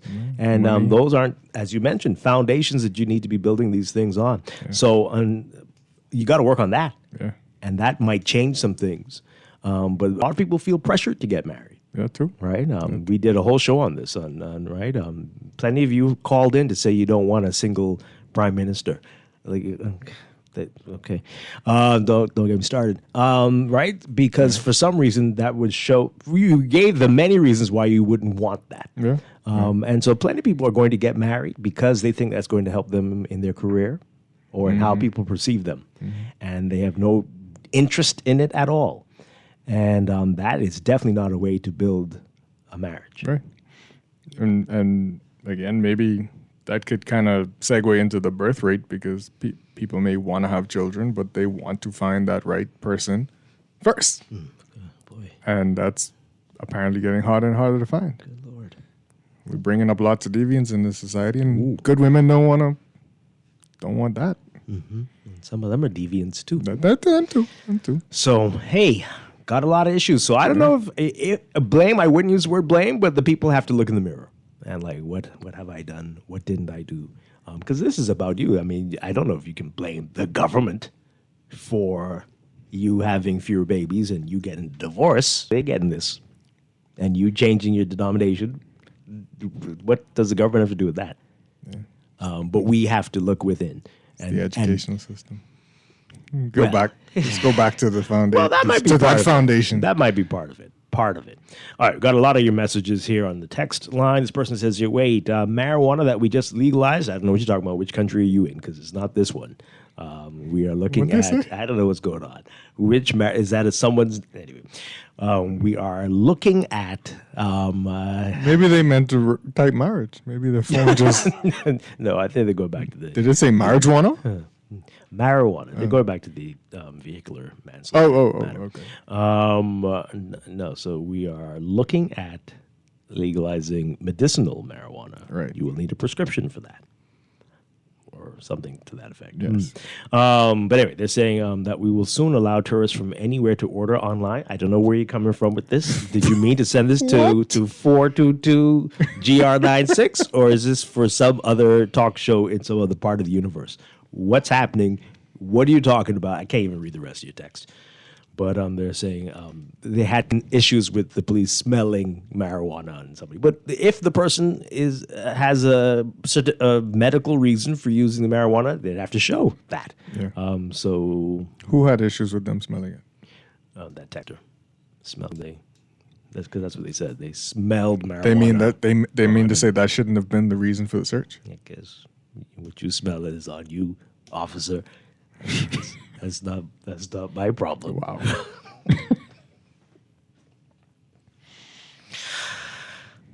Congratulations, Chester. Another text. Oh, thank you. Mm-hmm. A lot of people are getting married. Oh, here, the same thing we said. A lot of people get married for the wrong reasons and also don't get to know each other's habits and financial stance before taking the big step. There's also a population that gets married for fashion. It's not as sacred as it was meant to be these days, and it has been exploited. Mm-hmm. Yeah. This person says here, a relative of mine said this to me some time ago. Her son said this to her. Okay, this is a lot of hearsay. There's no economic future in this country for him. He now lives and is married and working in California. Mm-hmm. Okay. Or congratulations for Chester. Thank you. Mm-hmm. What did I do? Oh boy. Okay. My wonderful wife deserves all the congratulations. Yes, and to Amanda as well. Don't get it. LOL. It will get worse here in the left side. Get their way. What's going on with this text? I think they're saying if the Democrats win, then what happens? The liberals will wreak havoc on the Bahamas. I'm paraphrasing. I guess I'm translating. And they go on to say the gays are taking over and professional woman jobs are more important, so the increase of the rose and toys taken over and so-called men going gay. I'm not following that That's text. the text. I'm very That's confused. all. I just think they just put a bunch of words and Rose? asked. No, don't ask. Yes. Right. Okay. God Almighty. Okay. See, that's why people ain't getting married, because these people like this texted foolishness. Anyway, everyone, please explain what a legal separation is. Same thing you were asking earlier. Yeah. You want to look it up? Let's see if we could find what technically it means. Right. Might Dwight mean something different for us. and Yeah, but- Chester, I like listening to radio while I walk. For many months, I've not been able to tune into Guardian Radio on any of the popular radio apps. However, I can hear the other local radio stations. Surprisingly, my Guardian Radio app hasn't been working in months. Oh, boy. And your website audio volume is always extremely low. You got to turn it up. What's happening? I'm not sure what's going on with you, but you should try installing a new version of the app, perhaps, but it is working. Our Guardian Radio app and the website. Just turn up the volume, and you can try the audio stream or the video stream. The video stream seems to have a better, clearer audio signal for some strange reason, but keep trying.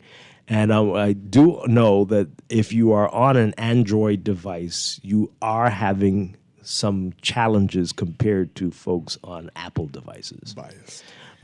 But our developer is trying to work out some of those bugs, but the Apple folks aren't complaining. Sad. So legal separation is exactly what it kind of sounds like. In the Bahamian context? Or No, this is on MetLife.com. So you can find Anyway, it seems okay. I don't know. Let's see. I don't know. Okay, let me look for the one that Let's says. take this call. Good morning, caller. You're on the air. Sorry to call by chance, but I mean, seeing that no one is calling, and I wanted to make a comment yesterday, Mr. Strong, but I was unable to get in. When they were talking about the activities that the police are planning in different neighborhoods, right? Mm-hmm. And I was saying to myself, they have to revert back to those old school tactics like that when they have supposed to have drones, CCTV, and the shot spot and everything else. I mean, like technology is supposed to be able to help them out. I mean, those cameras never sleep. And if you strategically put them in neighborhoods, you could view everything that you need to see. But my thought, how you talking about the medical marijuana too? Because I was thinking that once the government and everybody else decides to partake in the distribution of marijuana, that I feel as if that they're going to go into certain neighborhoods just to make sure that they eliminate the competition. And I was thinking to myself, could that exercise that we saw be the beginning of that? Because you can't forget that they have already done legislation concerning the marijuana situation. So you have to understand that once that has been done, the groundwork needs to be done now. So don't expect that thing is going to be done in a patent, that money-making thing, and nothing else is going to be done. They're going to have to strategically go about now eliminating the competition to make sure that they have a monopoly, so anybody who needs it, for whatever reason, got to come to them. But thank you very much for allowing me to call back. Y'all have a nice day. Okay. All right. Thank you very much. I don't think everyone's going to be allowed to, so I'm not sure about that part of it, but Right. I mean, there's a lot of conspiracies there. All of these things about legal separation sound the same. So basically, it says you do not have to live in the same home, but are still legally married. Yeah. But it must come with like small nuances about if you're going, because do you need a court to tell you can live in two different houses? But it must come with some instructions on how you're divvying up things and taking care of things. We got to get a between lawyer you in two. to tell us what because the pros and the cons. There's got to be more than benefits. just Yeah.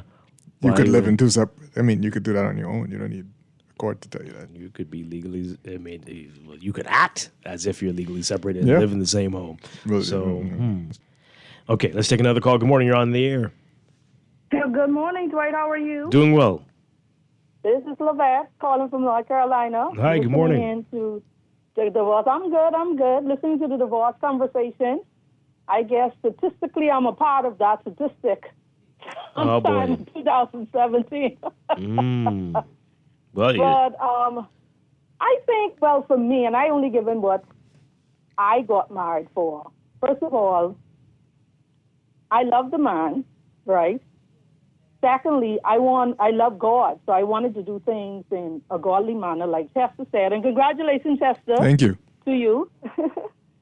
And I wanted to do things in a godly manner, so like being able to, find a mate, get married, have kids within marriage.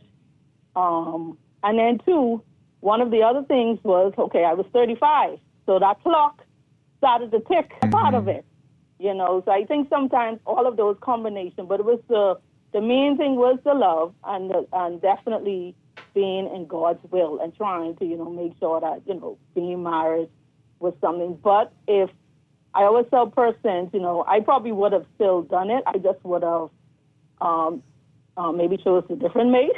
But I still would have wanted to, maybe even, I think sometimes like when we get older as older persons, especially this generation, especially the women, they, they're corporate and they, go after all of those things. I was always driven in terms of work, but it wasn't that I looked at, I want to do all this work, because I really wanted to be married even younger, but I just didn't, find that person. I just was thinking hard even after marriage, trying to find a mate, like want to be married again, and, or even just finding a mate is just real hard. Yes, I'm in the United States. Even in the Bahamas, like coming home, like you don't even meet nobody like that. I mean, I don't go places like that, but it still is a hard thing looking for somebody, even going forward, and still being in the, trying to look at it from a God's perspective, from a God's view, the scripture view. That's what I prescribe to. Yeah, absolutely. I'm not a person. I'm not perfect, but I think that's what. That was my experience, but it is marriage, it is a give and take. And a lot of times, some persons who are in the marriage they want to take, but they don't want to give. Yeah. They want to be served, but they don't want to serve. And it can't be one way, and I some of that even with my experience, it was always you give, you do. But then on the other end, that the person doesn't look that way. And then it's a oneness. Like my pastor always said, my pastor in the Bahamas, I have two pastors now, one in Bahamas, Ellis and Green, they always said, if I was to always try to meet your need in my relationship as a wife or a husband, and your husband trying to meet your need, there shouldn't be no needs being met, not lacked, because I'm trying to meet your need and you trying to meet my need. But a lot of times it's always one way.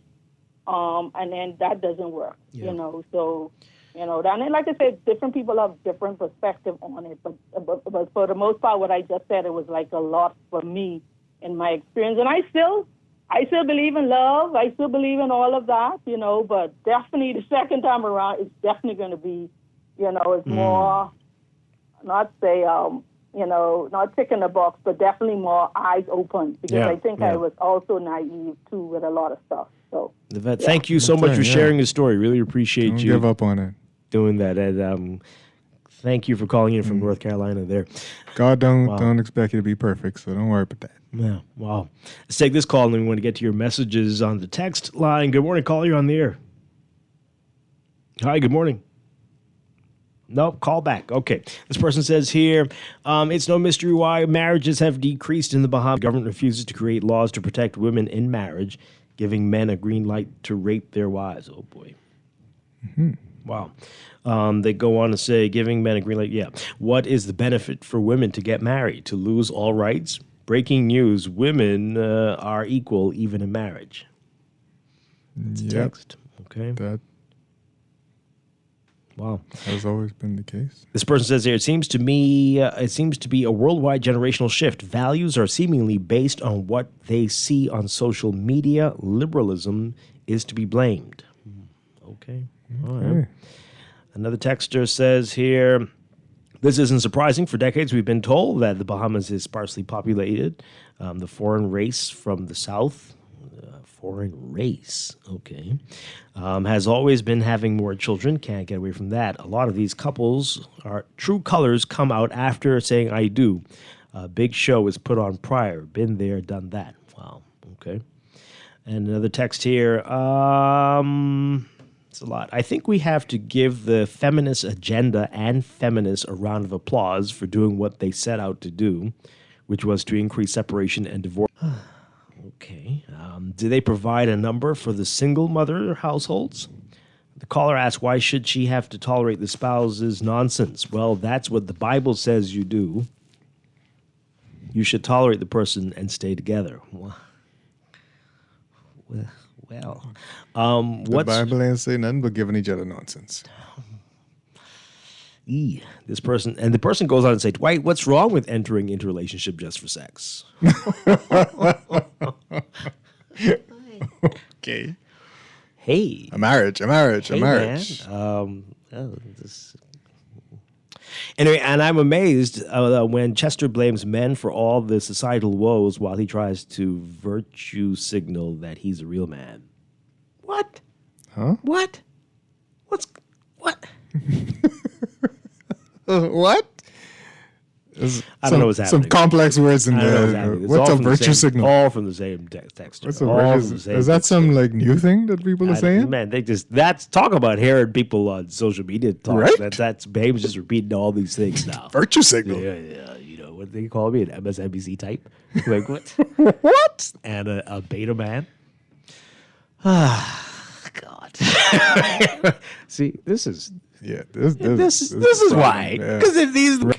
You can't take this every day. Are you virtue signaling me? Yeah, are you virtue signaling me right now? Let me call a lawyer. This foolishness ain't nah. What is that? Nah. Anyway.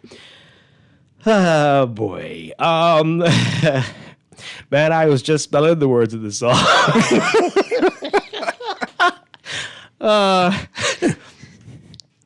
So, what a stupid texter, the person says. So, if the police smell alcohol on your breath, they should just, they should test you when they pull you over.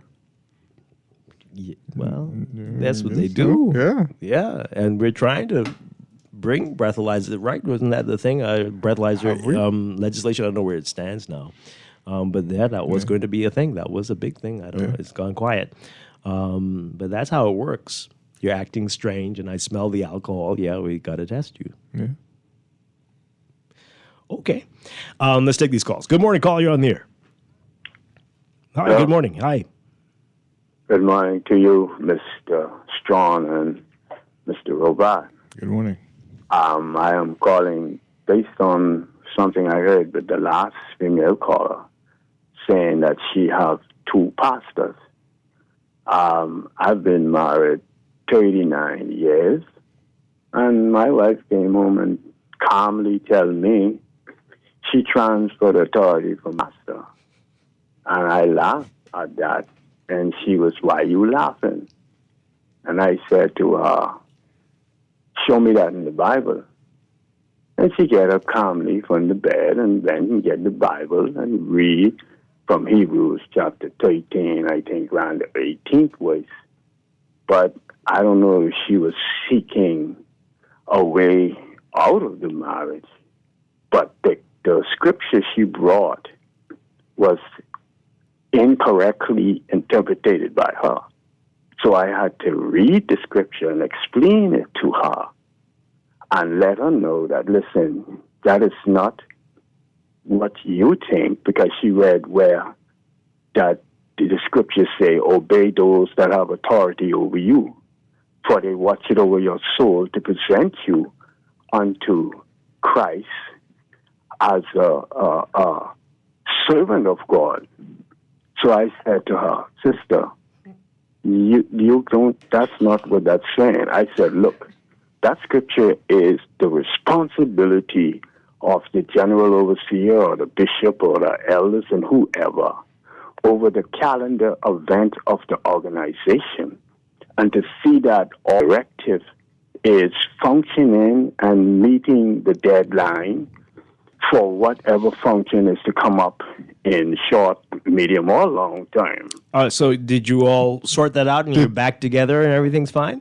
No, that's been 4 years, going on 5-6 months now. Her pastor didn't transfer the authority back to your house? No, he come called me. No, he passed by me because he wanted me to do some work for him. And he mentioned nothing about Is that. she living with him now, or what's happening? No, I don't think so. She's not living with him. But whatever was taught, or what she perceived was taught, and perhaps she might have some underlying way of wanting to get out of the marriage. My goodness. Which denomination is this? We're just curious. Which denomination is this? This is what you call Pentecostal, I think. Of course.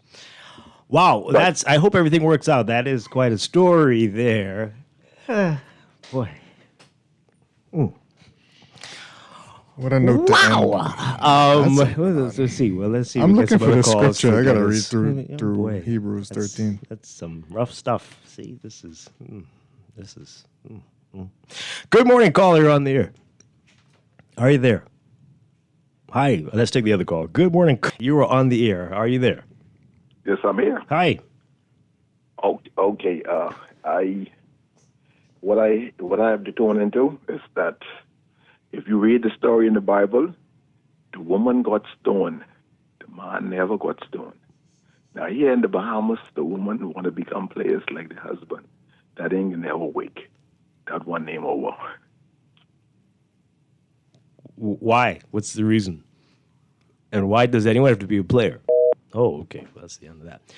Well, I don't know what that means. I don't want to read between those lines either. Okay. Well, I'm telling you, I think the calls have explained why the number of single people is up, and the divorces too. I don't think we saw them anything. I think I'm more confused now. You sure? When we started. I think it's making plenty sense. Plenty sense. Messages as we get ready to go to the news. This person says here, if we want to improve the statistics in the country according to the BNSI, let us appreciate the inflation rate versus wages. Well, then let's talk about access to housing, which can mean I would be happy to have babies, get married, and remain married. There are many people who want to contribute to this nation, but... Before you roll your eyes at that person... I was going to say, the people who feeling it the most seem to be the ones with the most children, but that's just me. I don't know. I got tons of problems. But no. What do you mean? The people who have the most hardship are the ones with the most children. Well, yeah. So I don't know if what the texter is saying is accurate. Whether your financial situation improves, that's not going to determine how many children you have. Oh, well. Not. Depends on. Not. Generally. Not generally. A few people think like that. A lot of these people don't plan. That's not how it works. It's not how it works. No. Divorce is so high because the other person depends on the next to make them happy. If you come into a marriage happy, you'll more than likely be happy throughout the rest. Okay. You got that Karen White lined up? Yeah. I that sounds great. I wish that were the case. I don't know about that one, but I hear you. But it's good to have the mentality, though.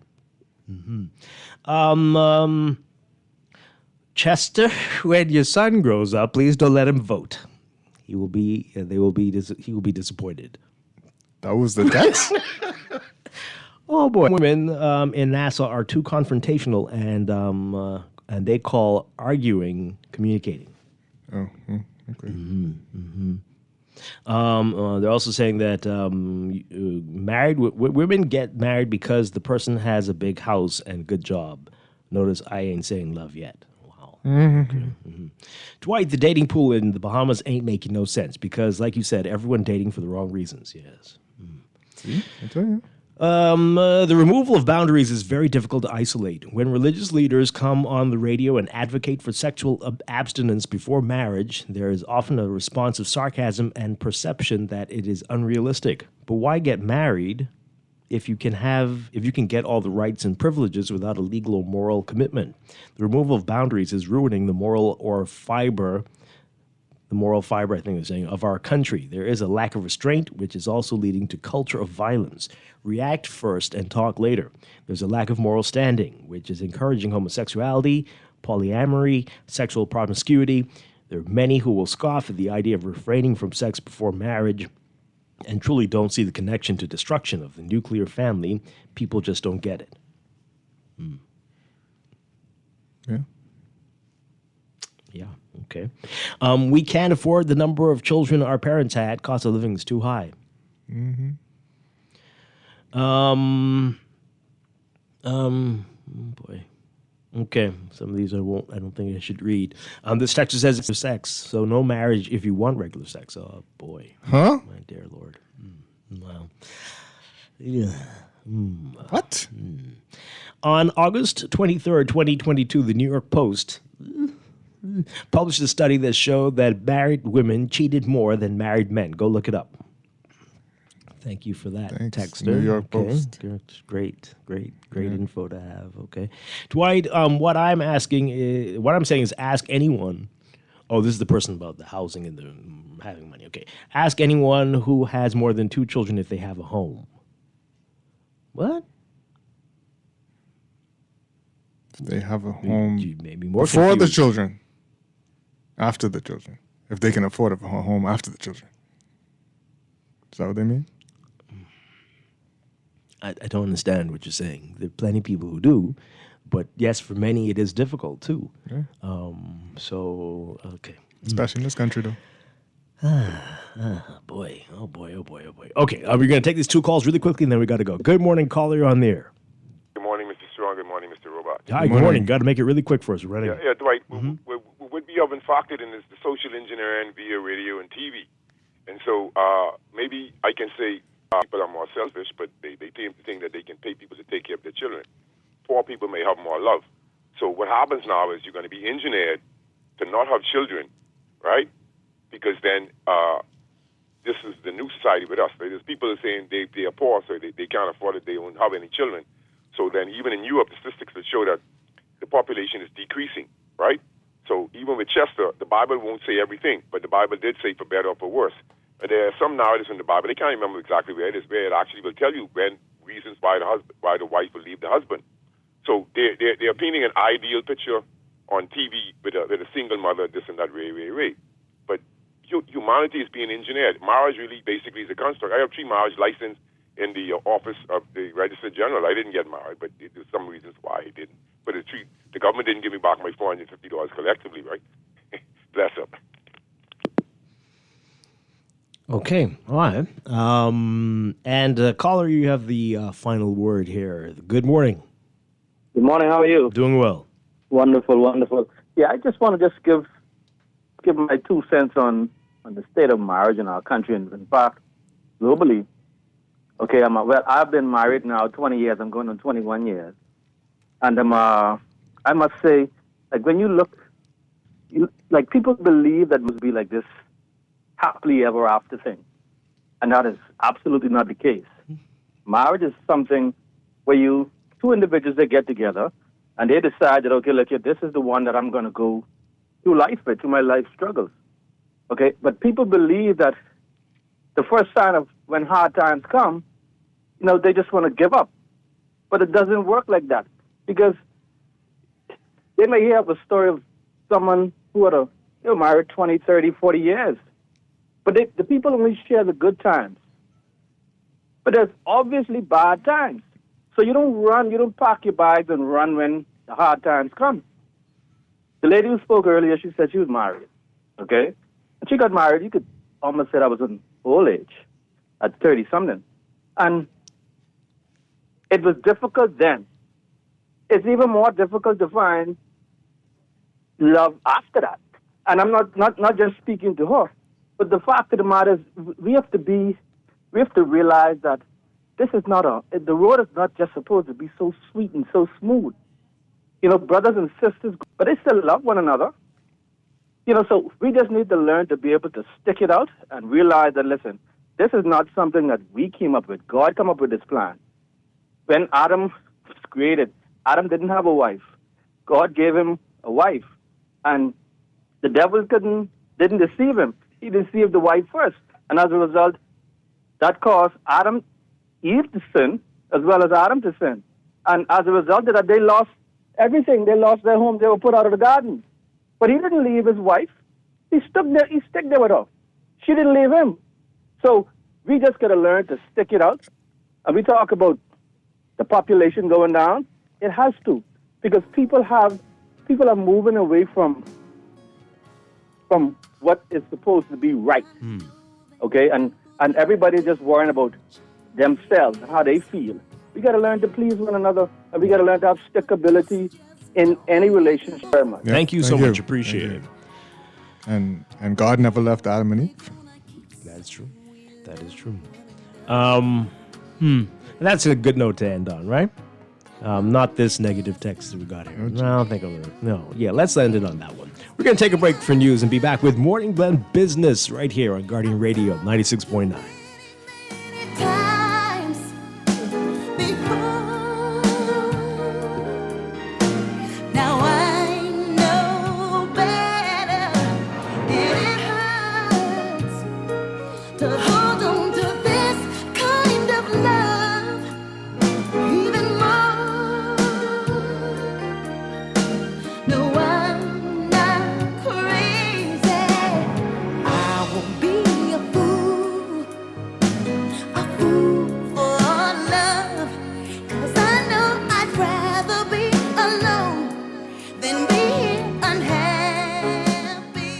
This October, Dunkin' Donuts is brewing more than just coffee. We're brewing strength because we're stronger together. Donate at any Dunkin' location to support breast cancer awareness, and we'll match every dollar you give. Together, we're making a real difference for the Sister Support Group. Sip, smile, support. When we stand together, we're stronger together because the Bahamas runs on Dunkin'. NASA, are you ready for November 2nd? Because we are ready! Hi, this is KB, and I will be performing live. Break and Scrape Explosion. Reloaded. This is the one and only Don John letting y'all know that yours truly will be performing. Oh yeah, this your boy D-Mac, and I'll be performing live. Keep the vibe alive. Music Group and Alpha Sounds Promotion invites you to the biggest Rake and Scrape concert of the year. And you thought they was gonna leave me out? Saturday, November 2nd at Super Club Breezes Ground. It's me, Mama D. This is Wilfred Solomon. Yo, it's your boy Ron. It's your boy Elliot from the New Breed Band. The biggest artist of the 242. It's your boy Shine 242. Hey, it's Sherrod Taylor. It's your boy Johnny K. Falcon Sugar. It's your boy DJ Red. It's me now, Funky D. This is your girl Nishi Al-As, a.k.a. Miss Loose Me. Hey there, this is Freak on Beat. Hey, this is Cheeto D, and I will be performing live. Hey, it's me, Julian Belize. Tickets available at the Beauty Shack and BahamasEtickets.com. The countdown is on. Rake and Scrape Explosion. Best of the best. A legacy of leadership. Join the International Third World Leadership Association in partnership with the Miles and Ruth Monroe Foundation for Legacy Weekend, celebrating the legacy of Dr. Miles Monroe and other visionary leaders. November 8th to the 9th. Experience 3 powerful events. ITWLA hosts Legacy Leadership Lectures, honoring distinguished global leaders. November 9th, the Miles and Ruth Monroe Foundation presents Legacy Walk to Remember, 5K and 10K routes along West Bay Streets, Nassau, Bahamas. Then join us for the Legacy Reunion Concert, featuring Grammy-winning gospel artist Yolanda Adams and Sherwin Gardner at the Miles E. Monroe Diplomat Center. Hey guys, it's Yolanda Adams. It's about to be a celebration November 8th through the 10th at the Miles E. Monroe Diplomat Center. I can't wait to see you. Come on. Visit ITWLA.com for details. Don't miss Legacy Weekend. This is Guardian Radio 96.9 FM, Nassau, Bahamas. October with National Public Service Week. Join us for a fun-filled week of the community spirit and celebration. Kicking things off October 17th, the Family Feud Night at Anethol Rogers High School at 6 p.m. Bring your family and compete for some fantastic prizes. Then you don't want to miss the Golden Oldies and Old School Dance, Friday, October 25th, 8 p.m., happening at the Ministry of Public Service and Ministry of Health Veranda and Lower Terrace. Let's groove to the classics. Ready for some friendly competition? Join us for the Softball Jamboree on Saturday, October 26th and Saturday, November 2nd, starting at 9 a.m. at the Blue Hills Sporting Complex. On Sunday, October 27th, join us for a meaningful church service at Bahamas Harvest JFK, 11 a.m. And then, of course, we're going to honor our retirees Monday, October 28th at 10 a.m. for the retirees recognition ceremony and reception at Government House. Curious about your future? You don't want to miss the career fair on Tuesday the 29th and Wednesday the 30th at the Kendall G.L. Isaacs Gymnasium. Ah, boy, we can't forget the float parade. November 1st, departing at 9 a.m. from Arawaki. Show your colors and celebrate with us. This is National Public Service Week 2024. Oh, what fun! The most wonderful time of year is almost here. If you're dreaming of a car, new home, land, travel abroad, or big gifts to share, CIBC Caribbean will help you get your wish list prepared. Start early. Apply now for a loan online at CIBCFCIB.com. Conditions apply. Have you already tried our President Butter? Ooh la la. Indulge a little with President, because now, more than ever, we need to savor the taste, textures, and feelings to truly enjoy the little things that mean the most. President Butter, something to savor. This is Guardian Radio 96.9 FM. Fresh news, smart talk, all day. The views and opinions of the hosts and guests are their own and do not necessarily reflect the position of the management and staff of Guardian Network. Wake up, it's a new day. Wake up, it's a new day.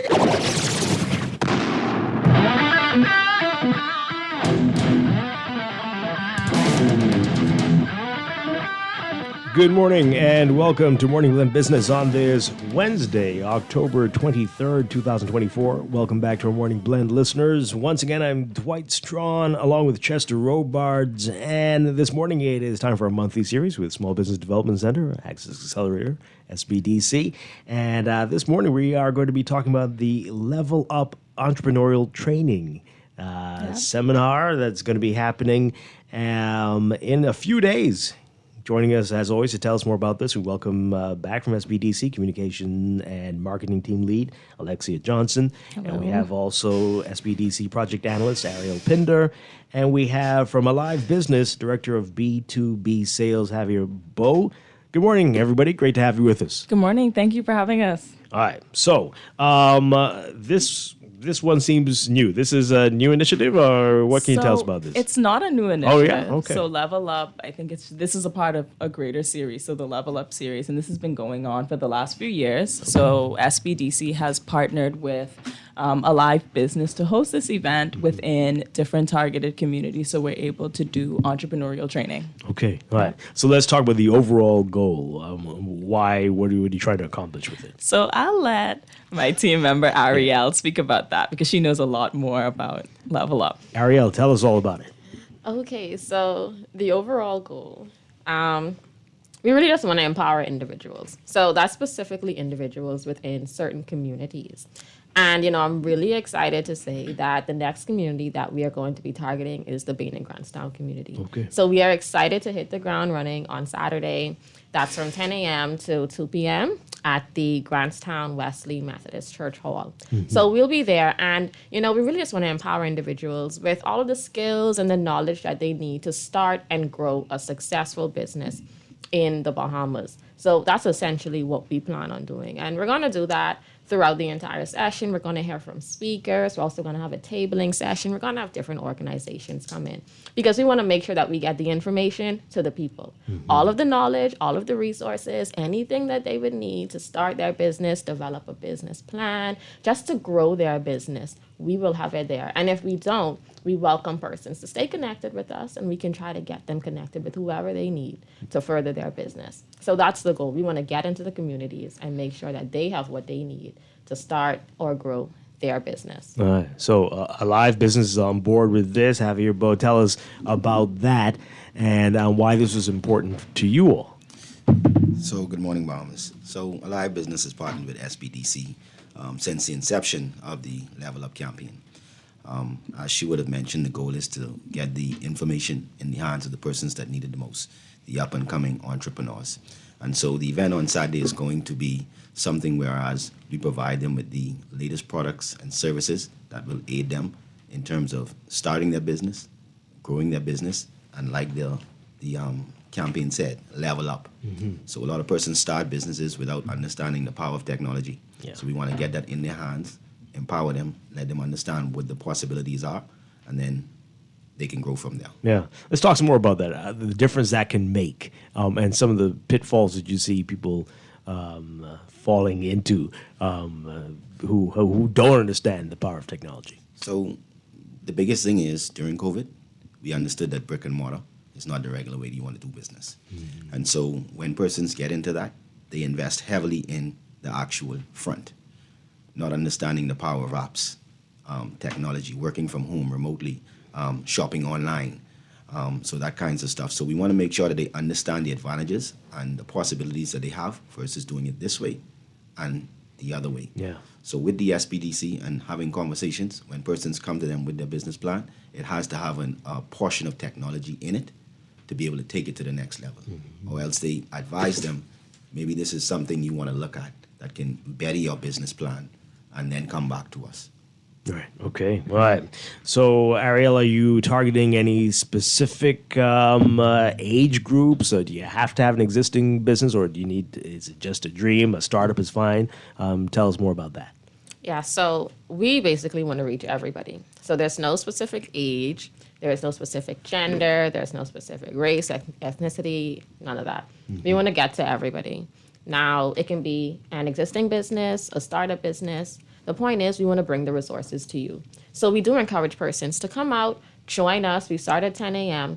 And this is the opportunity for you to be able to ask the questions that you have so you can get a real-time response. You can speak to a human. You know, it's different from when you're calling somewhere and they have you on hold. Oh, you know, we have to transfer you to this department. Oh, you need to speak to this person. Oh, send us an email. No, we're going to be there. We're going to be on the ground, and we want to hear from you. Yeah. So we want to make sure that we get some support from the community. We've already had persons signing up. We do encourage you to RSVP. We want to make sure that we can properly prepare and properly plan for everybody.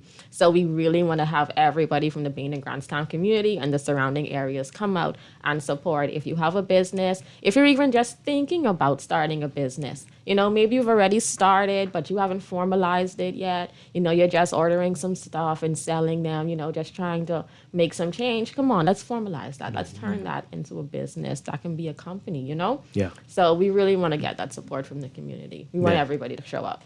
You're saying everybody, but how many people can you accommodate?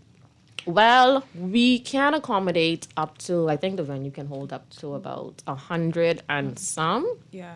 100 and some persons. Maybe. And we want to have a full house. We want to have a full house. All right. So is there a cost to No. No. This event is, listen to me, okay? You show up and you get everything you need. That's all you have to do. When you show up, we just want you to register. Just tell us a bit more about you, just so, you know, we can get a good idea of who's coming out, who's showing up, who really wants to get more information. We're going to get your contact information. Of course, you can get our information if you ever need to reach out to us. And we just want to make sure that, you know, everything goes smoothly and you get what you need. Yeah. Well, all right. You mentioned speakers. Let's talk about who some of the speakers are going to be. Yes. So, of course, we're going to have a live business in the house. I'll let Javier talk a bit more about that. But we're also going to have different organizations Because while we are focusing on entrepreneurship, we also want to focus on a couple other things. So, a lot of people don't think about social responsibility. We're going to have the Rotary Club in the house. We're also going to have organizations like the Bahamas Chamber of Commerce, and they're going to speak about, the power of networking and business-to-business relationships, So we're going to have those kinds of organizations come in and speak about the different aspects of entrepreneurship. Because, when we think about entrepreneurship, it's really all-encompassing, and there's a lot of different moving parts. So we want to make sure that we at least touch on almost all of them. So we want to make sure that, you get a comprehensive understanding of what exactly it is you're getting into when you think about this entrepreneurial journey. Right. Because people think it's easy. It's not. But that's why the SBDC is here. Absolutely. That's our whole purpose. Yeah. All right. So where's it going to be? You might have mentioned it, but tell people again where it's going to be on Saturday. Yeah. So we're going to be at the Grantstown Wesley Methodist Hall. Now, that is on Blue Hill North. And I think that's right across the road from Sir Milo Butler Mart. Right across the road. Now, parking is going to be at the church. Okay. So on the right-hand side, traveling north on Blue Hill, the parking is going to be in the right at the church. And then you can just walk across the road and join us at the hall, because that's where we'll be. And you say it's going to be 10 a.m. We start at 10 a.m. We want to start at 10 a.m. sharp.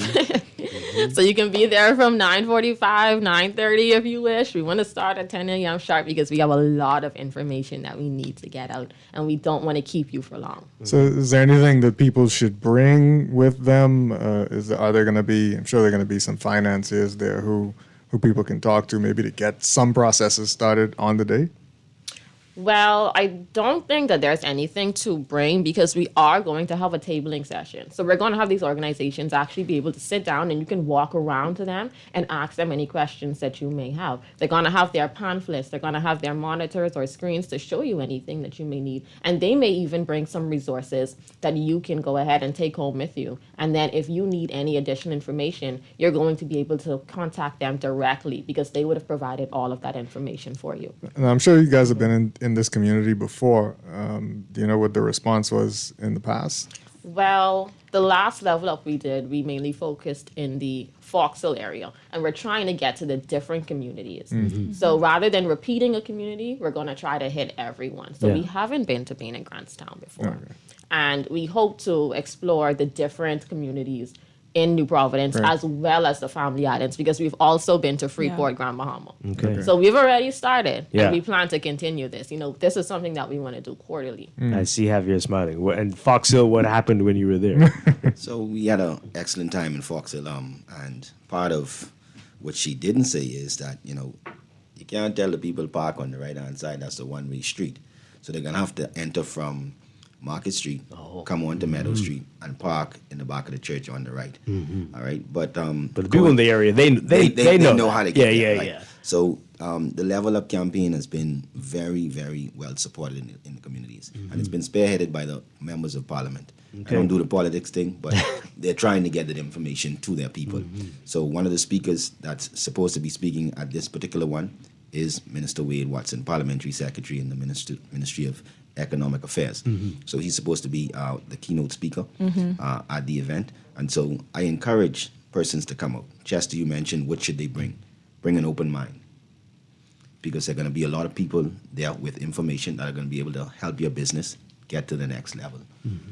That area, particularly if you ride through that area, you're going to see a lot of mom and pop shops around the way. They are the people that need to get this information. So when mommy is trying to get to the bank and trying to get financing based on her small business, she needs to understand that the bank's going to ask her for 2 years worth of records. So that kind of information, like you mentioned, is going to be key to get in their hands. And that's what this is all about, ensuring that they have the information that they need. I got to grab the peanut guy across the street and bring him inside. Start. But have those been open, mom and shops, those type stores and enterprises like that, have they been open to this type of discussion and thinking bigger and in the future? So the one in Foxhill was oversubscribed, I will say. Okay. The previous B2B director that spoke there, basically almost standing room only. Oh, wow. So it was very well supported. And the SPDC, I think, just did a grant thing as well recently.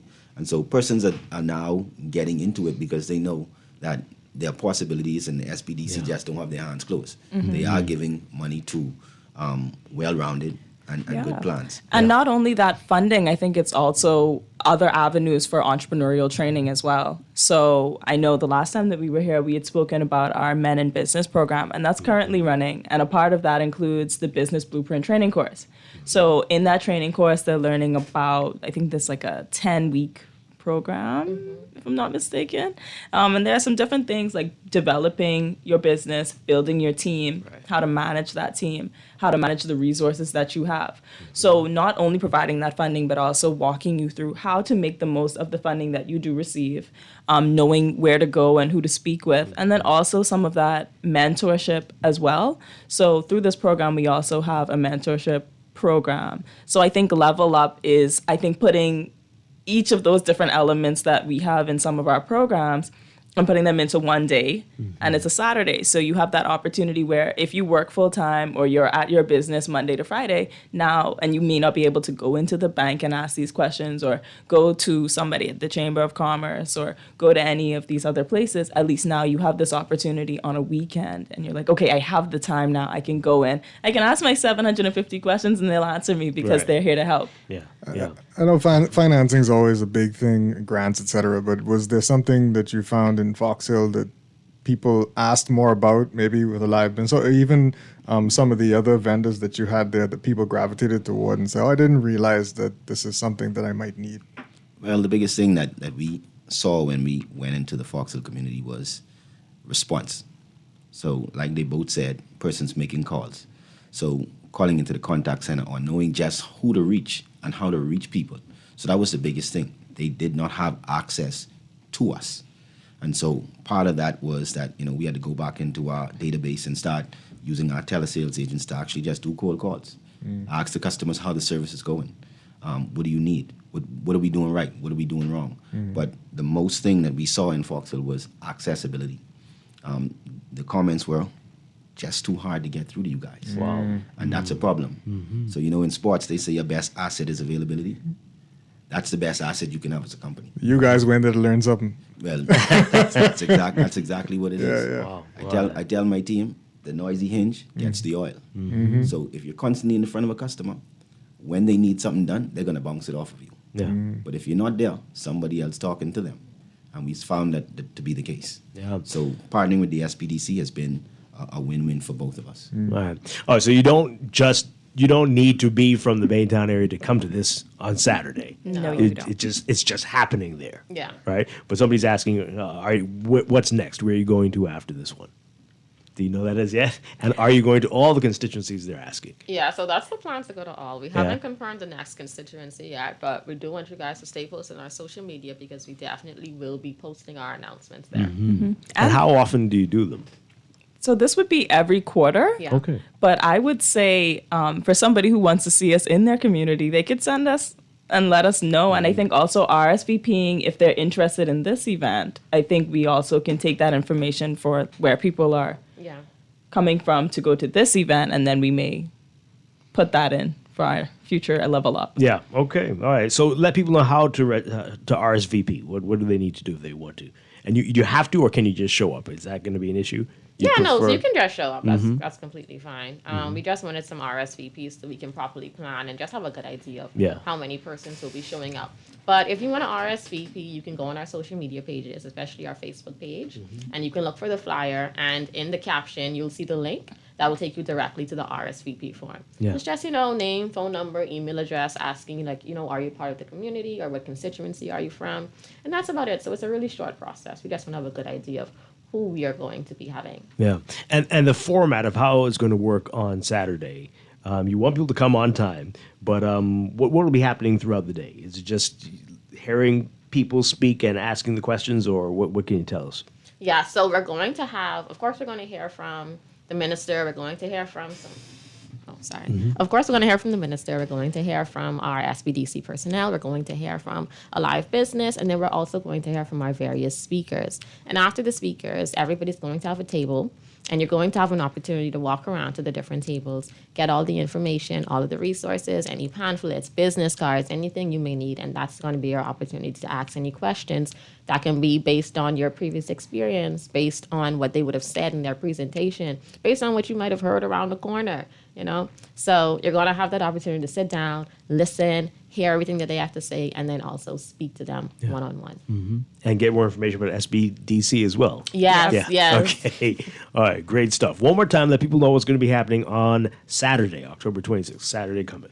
Yes, so Level Up, our community engagement initiative, entrepreneurial training happening on October 26th at the Grantstown Wesley Methodist Hall, 10 a.m. to 2 p.m. Am I missing anything? You don't want to miss it. I think that's the only thing. Yeah. All right, this is going to be good. Great stuff. Keep up the wonderful work that you all are doing. Ariel Pinder and Alexia Johnson with SBDC and Javier Bo with a live business. Thank you. Thank you very much. Thank you. And what else can we expect, especially as we head into November? Oh, yes. What can we expect, Alexia? So this November, firstly, MSME month. So I'm excited that we have a live business here because we will be partnering with them yet again to host an entire month of events for small, medium, and micro enterprises. So we'll be starting off with a church service at Fusion. That's on Sunday, November 3rd. And then in addition to that, we have a couple of other events going on, but we'll be posting those to our social media as soon as possible. But something in extension to our conversation last month where we spoke about men in business, we also have our Empower Men Forum on November 19th. We'll be posting more information about that. So the location, who some of our speakers are. But we're hosting that on International Men's Day. So we're very excited to offer an opportunity for men to kind of just speak about what it is they're experiencing as they're running their businesses. Also to kind of get that well-rounded conversation, because I think often people are like, okay, I'm a business person, and then outside of that, I may be a dad or I may be a husband. But all of those are one person. So the purpose of this experience and of this forum is to have an opportunity to kind of mesh all of the people that our attendees may be and have a full conversation and have some nice speakers. And then also have some interactive sessions, November 19th. November 19th, okay. So to our social media with the location and other information as well. Okay, all right. So we'll catch you in the middle or towards the end of that next month, MSME. Yes, you will. So I hope you enjoy that. But thank you for being here and sharing this great information. We're going to take a break and be back with our final few minutes of Morning Blend Business here on Guardian Radio 96.9.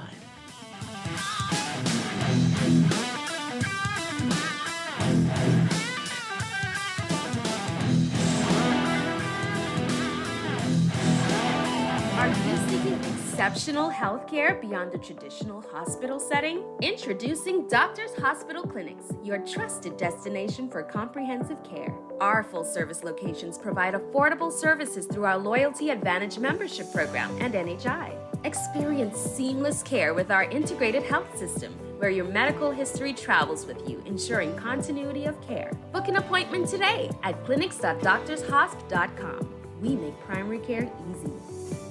The Anchor Awards are just around the corner, and we're celebrating our amazing fishers. Want to be a part of the fun? Grab your tickets now at ticketflare.com/Anchor Awards. Tickets are just $60 and it's super easy to purchase. Click Buy Tickets, choose how many you want, and boom, your QR codes get sent straight to your inbox. All you got to do now is dress up, show up, and let us scan you in. Don't miss out. Get your tickets today. Let's honor our Legends of the Sea on November 16th at the Bahama Resort Convention Center. The future of driving is here, and it's electric.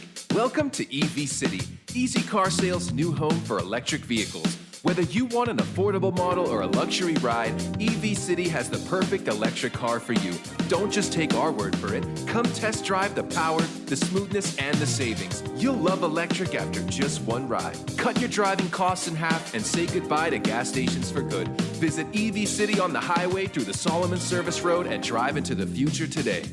Are you looking to save for a big purchase or occasion? Do you want your money to start making money for you? Well, let me introduce myself. My name is Bond, the Bahamas Government Savings Bond. I am guaranteed to earn interest on your money with terms ranging from 1 to 6 years. Government savings bonds are available to all Bahamians, and for as little as $100, you can start to save for your future. The Bahamas Government Savings Bond, a safe investment guaranteed. Check out the Central Bank of the Bahamas website for details.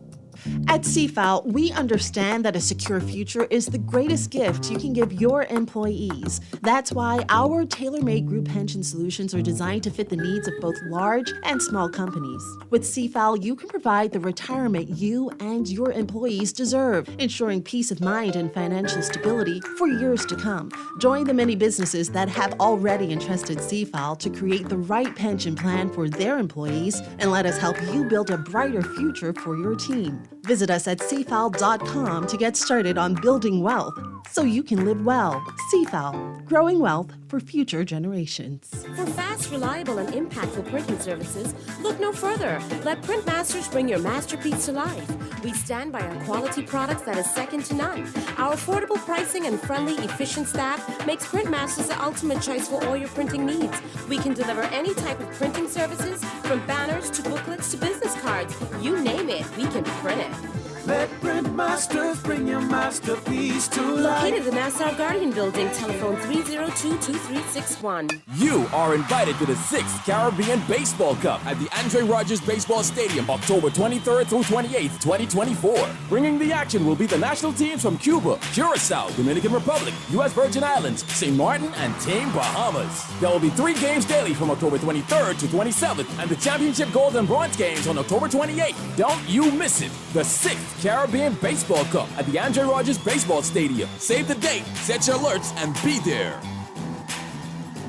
Are you a Bahamian with property on one of our 16 island destinations? Well, the Tourism Development Corporation, in partnership with Bahamas Bank, is officially launching our Home Sweet Home Incentive. Join the vacation market by transforming your properties into vacation rentals. Earn up to $10,000 or more in funding and start building today. Register at tdcbahamas.com. from October 7th to November 18th. What are you waiting on? Build your vacation home today.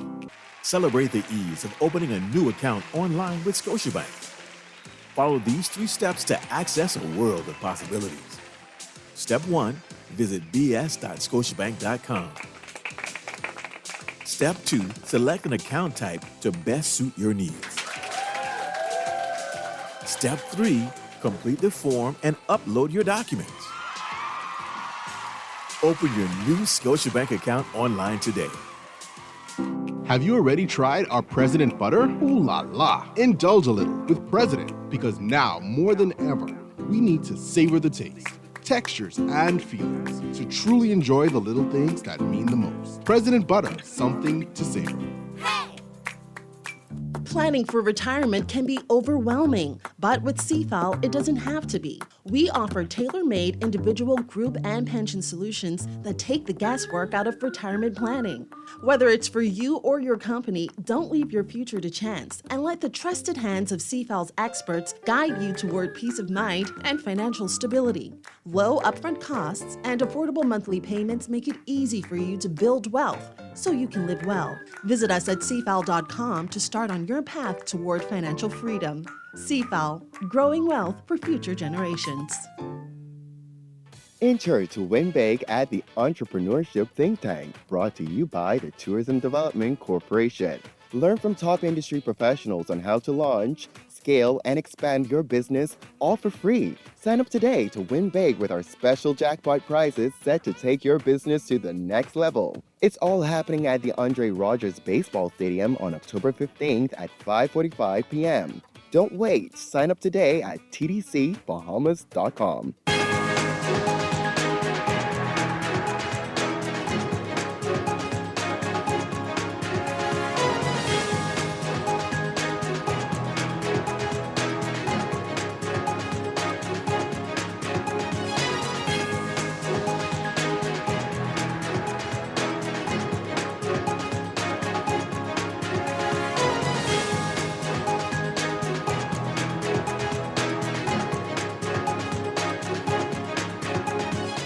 It is time for your morning business report brought to you by CFAL. The government's updated building code should be fully implemented by the third quarter of next year, with public consultation on revisions to the code to begin by the end of the year. That's according to Minister of Public Works and Family Island Affairs Clay Sweeting, making the revelation during the Office of the Prime Minister weekly press briefing yesterday, saying this fourth edition of the country's building code is now nearing completion, with the final technical issues associated with the changes being worked out at the beginning of this month.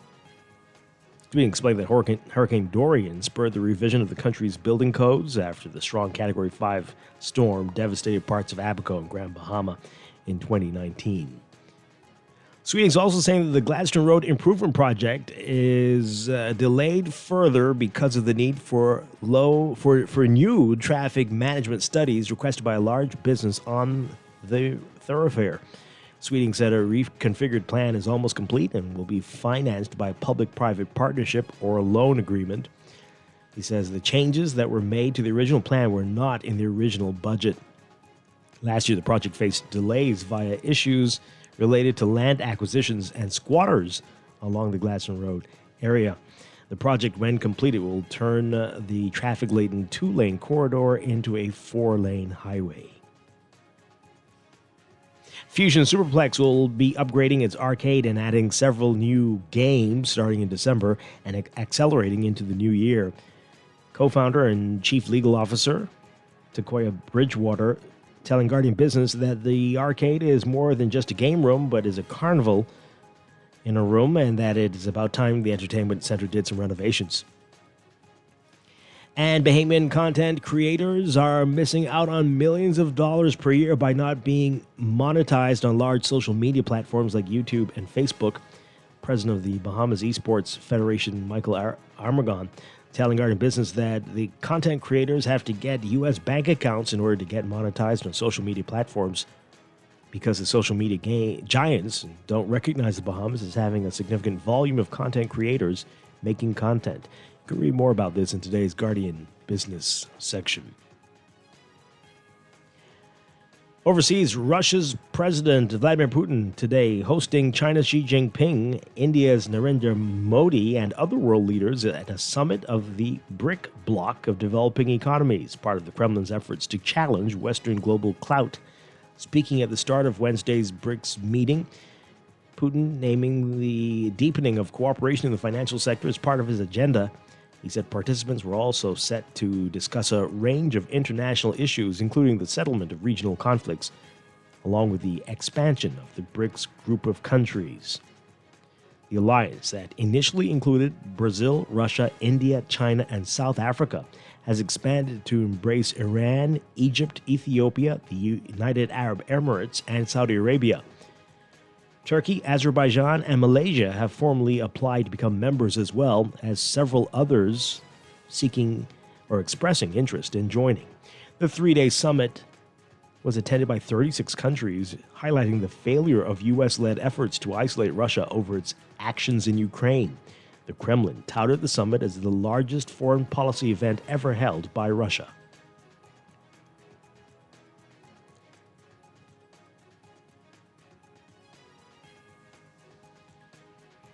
And a senior executive for Volkswagen in China has been deported for allegedly using cocaine and marijuana while on vacation in Thailand. That's according to Chinese authorities and German media reports. A Chinese Foreign Ministry spokesperson confirming Wednesday that a Volkswagen employee had been deported after being detained for 10 days. A Beijing police report said an investigation had determined that the 56-year-old man, identified only by the initial J, had used drugs on October 5th and that he had been sentenced to detention from October 10th through 20th as an administrative penalty.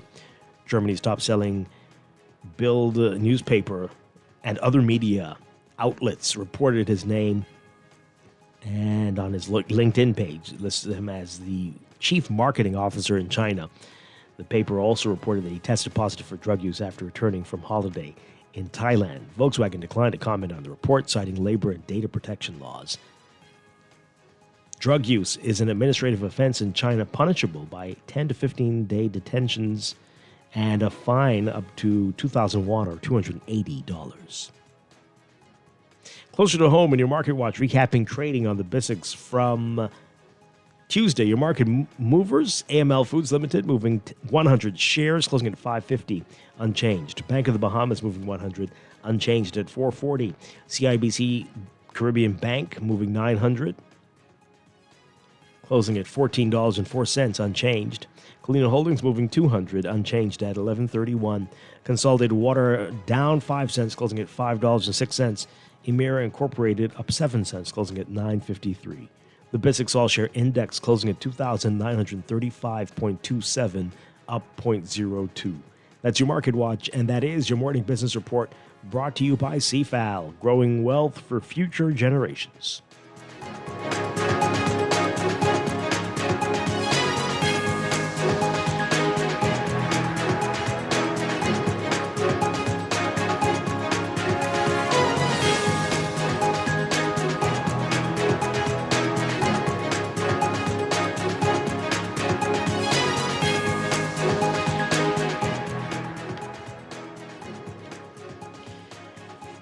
And we are back with Morning Blend Business here. Our final few minutes. Just want to let you know, November is a big month for the Nassau Guardian. The paper is turning 180 years old. And the Nassau Guardian wants to thank you, our loyal readers, for helping to make this one of the oldest newspapers in the region. And we want you to be part of our Vision Challenge giveaway promotion. Beginning October 28th, that's Monday coming, through November 22nd, all you need to do is find the hidden Nassau Guardian 180 years logo printed every day in the Nassau Guardian newspaper, and you could win prize money. Just purchase your daily Nassau Guardian newspaper every day beginning Monday, October 28th. Find the 180th Nassau Guardian logo, cut out the page, mark the spot, write your name and phone number on that clipping, and then drop off your entries at our offices here in Oaksfield on Carter Street. And every Friday, November 1st, 8th, 15th, and 22nd, one drawing will take place to pick the lucky winner. It's that simple. Cool. And it could be you. So pick up your Nassau Guardians every day, but especially beginning Monday to be a part of our 180th anniversary celebrations. 180. 180. That's old. 1844. Yeah. And we're going to be celebrating big time all month long, so stay tuned for more information on that. All right. Yeah. Okay, so interesting stories in the business section today, written by our Chester Robards. Who? Yeah. Gladstone Road project delayed because of requests for new traffic studies. This is delayed every year. Yep. Actually, it has been delayed every year. Every single year. Kind of new. Well, that's what you get when the name of the project is GRIP. What? Gladstone Road Improvement Project. GRIP. So what does that mean? I don't know. You're getting grip up every time. Every year, What someone that getting means. grip It's up. in the GRIP. Oh boy. Anyway, so GRIP is delayed further because of the need for new traffic management studies requested by a large business on the road. Who's that? That's according to Minister of Public Works and Family Island Affairs, Clay Sweeting. Sweeting said the reconfigured plan is almost complete and will be financed by a public-private partnership or a loan guarantee. The plan is going to be financed or the whole project? The project. Oh, okay. Sweeting said the changes that were made to the original plan were not in the original budget, some of the changes, boy. So he says, quote, it was never included in the budget, but we have the technical work around it completed, and we hope to, once finance approves, find a way to start the work on the project. You may recall... He didn't give a new cost. He didn't? No. But it's But gone I'm sure over. that's going to go over. It's Go gone up over. again. Well, They never go down. No, they don't. Never go They down. don't. Last year, the project faced delays via issues related to land acquisitions and squatters along the Gladstone Road thoroughfare. So that's been resolved, we can assume. No, I don't think that's been resolved. What? Fully. Really? Oh, boy. The squatter thing, probably.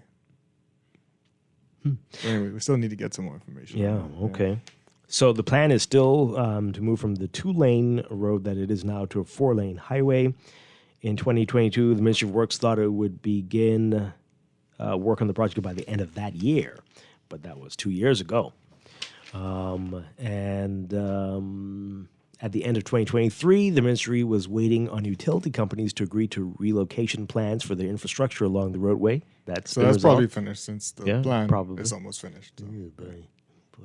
Every year. Last year, Francis Clark, senior engineer at the Ministry of Works, who's responsible for maintenance and construction, said because several roundabouts will be installed along the road, there was an ongoing process to acquire private land that will be affected by the widening of the road. And so Clark said this was last year. Yeah, that was last year. Yeah. So far, what's happening is that we've identified areas that we will be going through a land acquisition process because we're expanding major intersections. We have several roundabouts that are going to be installed. And the roundabout Palooza is going to continue. That is absolutely. Oh, lots of roundabouts in that. It was 5 or was it 7? I think it was 7. I think it probably was about 5 or 6. And then they have to correct the one at JFK. Well, as I've said before, yes, there's no way to correct that roundabout. Yeah. The only way is to eliminate it. Yeah. And I know it's a lot of money, but we've got to find it somehow, some way. You've got to do overpasses and interchanges of some kind there so that traffic can continue to flow. Yeah. It is chaos and it's dangerous. It's one of the most dangerous roundabouts in the whole country. Yeah. You cannot tell what somebody coming off JFK heading westbound is doing. You can't tell. And it holds you up and it causes delays on the Gladstone Road northbound lanes because you are just, wait, what's going on? And then the people trying to come around, merging, and it's just madness. Yeah. And they gotta fix that little turnoff of Tonic Williams onto JFK and turn it into a merging lane. Yes. One time, please, for our sake. Well, something, and stop the people from using the roundabout to come that way. I don't know how you can do it. Can you put up a barricade or something? They just need to fix that little piece of lane. So they alleviate have 3 some of the lanes problems there so that you don't have to beg somebody to let you in, maybe. But also, it's hard to look back to see what's coming because of the angle that. Exactly. Yeah. And people are so many accidents there because the person behind the person in the front sees the way is clear and thinks the person in the front is gone. And as soon as you press the accelerator, that person's still there because they can't see. Right. And so you smash into them.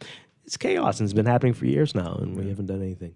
But I really hope that's part of whatever budget they need to include. They should include it. It is time to look into the overpasses there.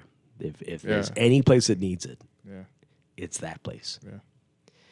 That should be an interchange. Yeah, absolutely. I know they may have to reclaim some of the lane, but in the traffic is, as we see, 75% of the population is living on this island now. And it doesn't seem like any current administration is interested in fixing that. Yeah. And so this is only likely to grow. Yep. And a roundabout there is not sustainable for future development and growth. So for the love of God, somebody, please listen. Please listen. Chester Robards, thank you for being here this morning. Oh, it's a pleasure. Appreciate it. My pleasure. I'll see you next week. See you next week. If not before. And I'll be back tomorrow morning with more Morning Blend and Morning Blend Business here on Guardian Radio 96.9. Dwight, Strachan, have a great day, everybody. Stay tuned for On the Clock with Aaron Green coming up next.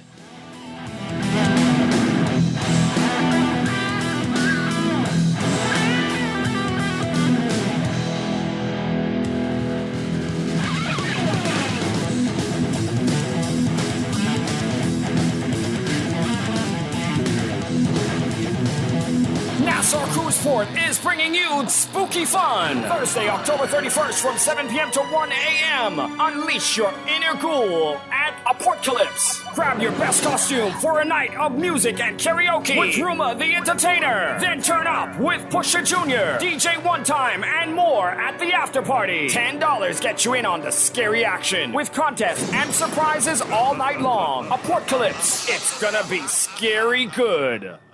This is Guardian Radio 96.9 FM, Nassau, Bahamas.